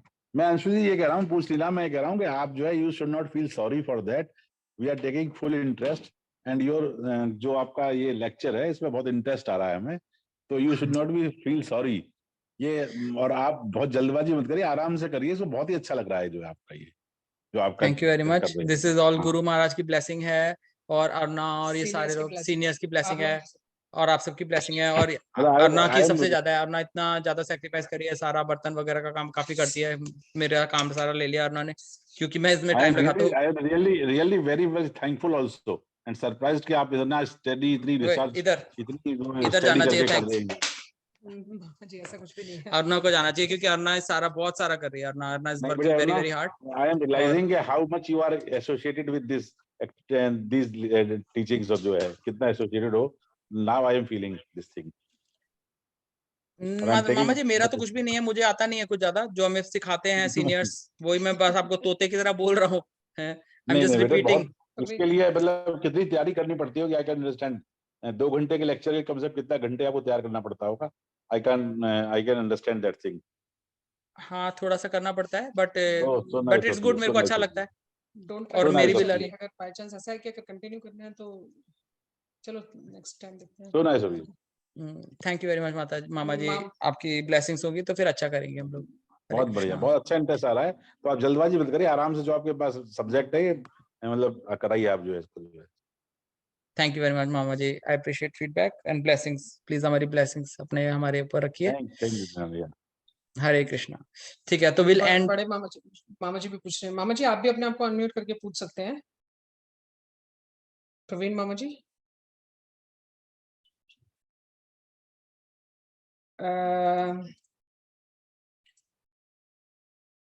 कुछ कर रही है क्या मुझसे? चलो अब ऐसे करते कि स्टॉप करता हूँ नहीं रिकॉर्डिंग। मामा जी ने अब मामा जी देखिए हम आप ही है ना लोग पीके? हाँ जी हाँ मामा जी। पीके ये हाँ मेरा ये कहना है कि हम लोगों को कोई जल्दी नहीं है, आप अपने आराम से इतनी मेहनत की हुई है, और ये आपकी जो स्लाइड्स है हम लोगों को दोबारा रिकॉर्डेड सुनने का मौका भी मिल रहा है, और हम लोग बिना मेहनत के सब कुछ जान पा रहे हैं, इससे बड़ी क्या बात है। आपकी जो इतनी hard work, inside hard work है, मेरा वो कुछ भी हमें नहीं है तो मामा जी, ऑल ग्लोरीज टू मिल शिला रहा है। Prabhupad, all glories to Srila Gurudev, all glories to my seniors. मतलब हम हमें लोग तो आपके कुछ तोते की तरह ही रिपीट कर रहे हैं, दैट्स ऑल। बात तो सुन। आपके माध्यम से देखो, पहले मैंने सुना उसमें जितनी डिटेल में आप जा रहे हो वो उसका बहुत कम था, बिकॉज वहां पे 5 दिन का ही प्रोग्राम था, तो उन्होंने भी सुनाया, पर आपकी डिटेलिंग जो उससे मेरे 10 टाइम्स है, तो you take your own time, और मतलब जो जिसको सुनना है मतलब बढ़िया से उसको अच्छे से पूरा, भाई हमें तो पढ़ने की जरूरत नहीं पड़ रही, और आप इतना डिटेल में बता रहे हैं कि समझ भी आएगा, एंड मतलब इसको 2-3 बार सुनेंगे तब जाके दिमाग में पूरी तरह से आएगा जो आपका रिकॉर्डेड है। And presentation is very very good, और आपकी जो अपनी नॉलेज है उसका जितने आपने मेहनत किया है, और ये पूरे जो शायद हम लोग कई साल पढ़ते रहे तब पूरा नहीं पूरा ये पढ़ना मुश्किल हो जाएगा, हमें तो सारा कुछ पका पकाया मिल रहा है, and there is no hurry for, I feel at least from I will say कि बहुत सारे लोगों को इसकी जल्दी नहीं होगी जो सुन रहे हैं, बड़ा पेशेंटली सुन रहे हैं, और अपनी चीज को खूब विस्तार से सुनाइए, बहुत अच्छा लग रहा है सुनने में, और ये जो नॉलेज है वास्तव में सारी एक जगह में मिल रही है। We are grateful to you and for the family जो भी आई आपके एम साथ very grateful to my mummy है। And daddy, I am grateful to Aruna, I am grateful to guru Maharaj, all my seniors, Shila Prabhupada.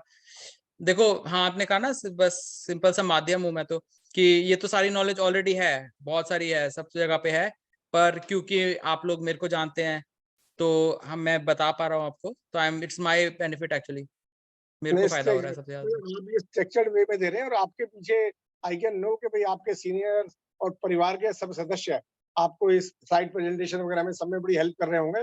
They also contributing in this journey. And my best compliments to all family members and others who are helping and who are helping us to get this ready-made food for me in our learning. Thank you very much. Thank you very much मामा जी, I really appreciate, आप blessings रखिए हमको। Okay तो एक और question है शायद, एक और फिर से question? ऋषिकेश से आ रहा है। हाँ, हरे कृष्णा रचना, रचना। हो हाँ गुड टू जी, हियर, जय जी। कैसे हाँ हो जी, आप? बिल्कुल बढ़िया। आपका ये सब लेक्चर सुन के बहुत अच्छा लग रहा है। काफी क्वेरीज जो थी वो मेरी सोच रही हूँ, कुछ सॉल्व होती हैं, कुछ दिमाग में और उससे उभर के क्वेश्चंस आते हैं। लेकिन जो आपने ये डिस्कस किया कि हु इज गॉड, आखिर भगवान है कौन, तो यू आर टेलिंग सारी चीजें रिलेटेड। तो जैसा आपका ये थर्ड था कि इससे हमें ये पता लगेगा कि भगवान है कौन। भगवत में सब कुछ डिटेल्ड में है, ऑलरेडी है, जो साइंस की तरक्की भी उसके सामने कुछ नहीं है। तो उसको कैसे हम क्या कहेंगे, मतलब कौन है भगवान जो हमारे अंदर है? हम सूर्य देव को रचना, साक्षात्कार बोलते हैं, प्रॉब्लम क्या हुई है, साक्षात्कार बोलते हैं। देखो प्रॉब्लम ये हुई है कि भगवान कौन है वहां तक तो हम पहुंच ही नहीं पा रहे, उसके प्रीलिमिनरी डिस्कशन में टाइम खत्म होता जा रहा है। तो अगली बार हम एक्चुअली कोर टॉपिक को टच करेंगे कि भगवान कौन है, ठीक है? Next time we will be able to complete this, क्योंकि अभी जो जितनी स्लाइड्स बची है ना वो they are dealing with the core topic only, पर हम उस तक पहुंच ही नहीं पाए क्योंकि ये सारी चीजें डिटेल में डिस्कस करना इंपॉर्टेंट है, ये बेस इंपॉर्टेंट। जैसे एक पिरामिड होता है ना, पिरामिड बताते हैं ना इजिप्शियंस, उसका बेस बहुत बड़ा होता है और ऊपर ऐसे जाता है। तो जब तक हमारा बेस स्ट्रांग नहीं होगा ना, हम नॉलेज लेंगे और हमने कुतुब मीनार बना दी, ठीक है, हमें हायर नॉलेज होगी लेकिन बेस स्ट्रांग नहीं है, तो क्या होगा, जब हवा चलेगी वो गिर जाएगा। इसी तरह से जब तक आपका बेस स्ट्रांग नहीं होगा ना, आपको कोई और आके कहेगा ये क्या बकवास कर रहे हो तुम्हें, तो वो कहेगा आपको कुरान बेटर है, ये महाभारत तो नकली है, कुरुक्षेत्र कितना बड़ा है, कुरुक्षेत्र तो इतना छोटा सा है, वहां पे इतनी अक्षौहिणी सेना कितने कैसे आई होगी, है? तुम किदवंती में विश्वास करते हो, तो आप कहोगे हाँ ये तो बकवास है, मैं क्या कर रही थी। तो बेस जब तक हमारा स्ट्रांग नहीं होगा ना, हायर नॉलेज, तो we have to progress solely, we have to make a strong base like a pyramid, जो कितना भी भूकंप आए वो गिरे ना। क्योंकि देखो पर्पस ये है, मैं आपके साथ डिस्कस कर रहा हूं और ये नॉलेज मैं इसलिए नहीं डिस्कस कर रहा कि मैं बहुत अच्छा इंसान हूं, मैं इसलिए डिस्कस कर रहा हूं क्योंकि this is my duty to discuss, this is my prime duty, this is my param dharma. और जब आप इस नॉलेज को जान जाओगे ना, तो it will become your param dharma to tell this to interested people. Okay, तो जब तक आपका बेस स्ट्रांग नहीं होगा, आपकी खुद की श्रद्धा स्ट्रांग नहीं होगी, तो आप कैसे समझाओगे लोगों को? तो धीरे धीरे बढ़ना इसलिए आवश्यक है। नहीं, वो कोई परेशानी नहीं है जय जी, वो तो आप स्टेप बाय स्टेप करा रहे हैं। तो मुझे यही था कि शायद थोड़ा बहुत हमें हिंट मिलना शुरू हो, क्योंकि हमें लगता है कि सूर्य देव है, चंद्र देव है, ये साक्षात है हमारे लिए, पवन देव है। ये ब्रेक के बाद बाकी की कहानी, ब्रेक के बाद मेरे दोस्त। ठीक है, नहीं, हम लोग ये बेस बना के ना रचना, हम लोग का प्लान यही है कि once like everybody is at the same platform, फिर हम लोग भगवत गीता शुरू करेंगे। So ultimately we are going slow. अभी तो क्वेश्चन वाले आंसर्स हैं, हु इज गॉड, फिर उसके बाद ये भी आंसर है कि why bad things happen to good people. पता है ये जो कोर्स है, देयर आर लाइक 7 तो कोर टॉपिक्स हैं जिनमें कि ये होगा कि हाँ we all are interested in now Bhagavad Gita, फिर भगवत गीता शुरू होएगा। तो अभी तो like we are starting, it's not कि ये 7 डेज का कोर्स है। और what I want to say is कि ये कोर्स जब भी हम करते हैं ना, जो क्वेश्चंस आते हैं 99.5% जो क्वेश्चंस है ना, वो इस कोर्स के अंदर ही, जैसे मान लो आपके दिमाग में कोई क्वेश्चन आया फर्स्ट वाला सुन के, अगर वो क्वेश्चन हम उस टाइम आंसर नहीं करेंगे, पेशेंटली हम क्वेश्चन को लिख लेंगे एक डायरी में, जो भी क्वेश्चन आ रहे हैं डायरी में लिख लेंगे, आप देखोगे कि आपको पूछने की जरूरत नहीं पड़ेगी। 99.5% क्वेश्चन आपके एंड तक जा, जो कोर्स खत्म करेगा ना, उसके सारे क्वेश्चन अपने आप कट जाएंगे। वो सोचेगा ये तो मेरे को पता चल गया, इसका आंसर का तो पता चल गया, इसका तो पता चल गया, बचते ही नहीं है क्वेश्चन। इतना अच्छी तरह स्ट्रक्चर्ड कोर्स है, और जिन वजह से हम गलत काम कर रहे हैं वो सारे क्वेश्चन में आंसर्ड है ऑलरेडी, ठीक है? तो आपका जो क्वेश्चन है वो नेक्स्ट टाइम आंसर होगा 100%। कौन भगवान है, कंक्लूसिवली। हरे कृष्णा जी, हरे कृष्णा। बुआ आप अनम्यूट करके बोल सकते हो, बुआ अनम्यूट करना पड़ेगा बुआ आपको। बुआ अनम्यूट करके बोलो। और ना मैं रिकॉर्डिंग खत्म करता हूँ।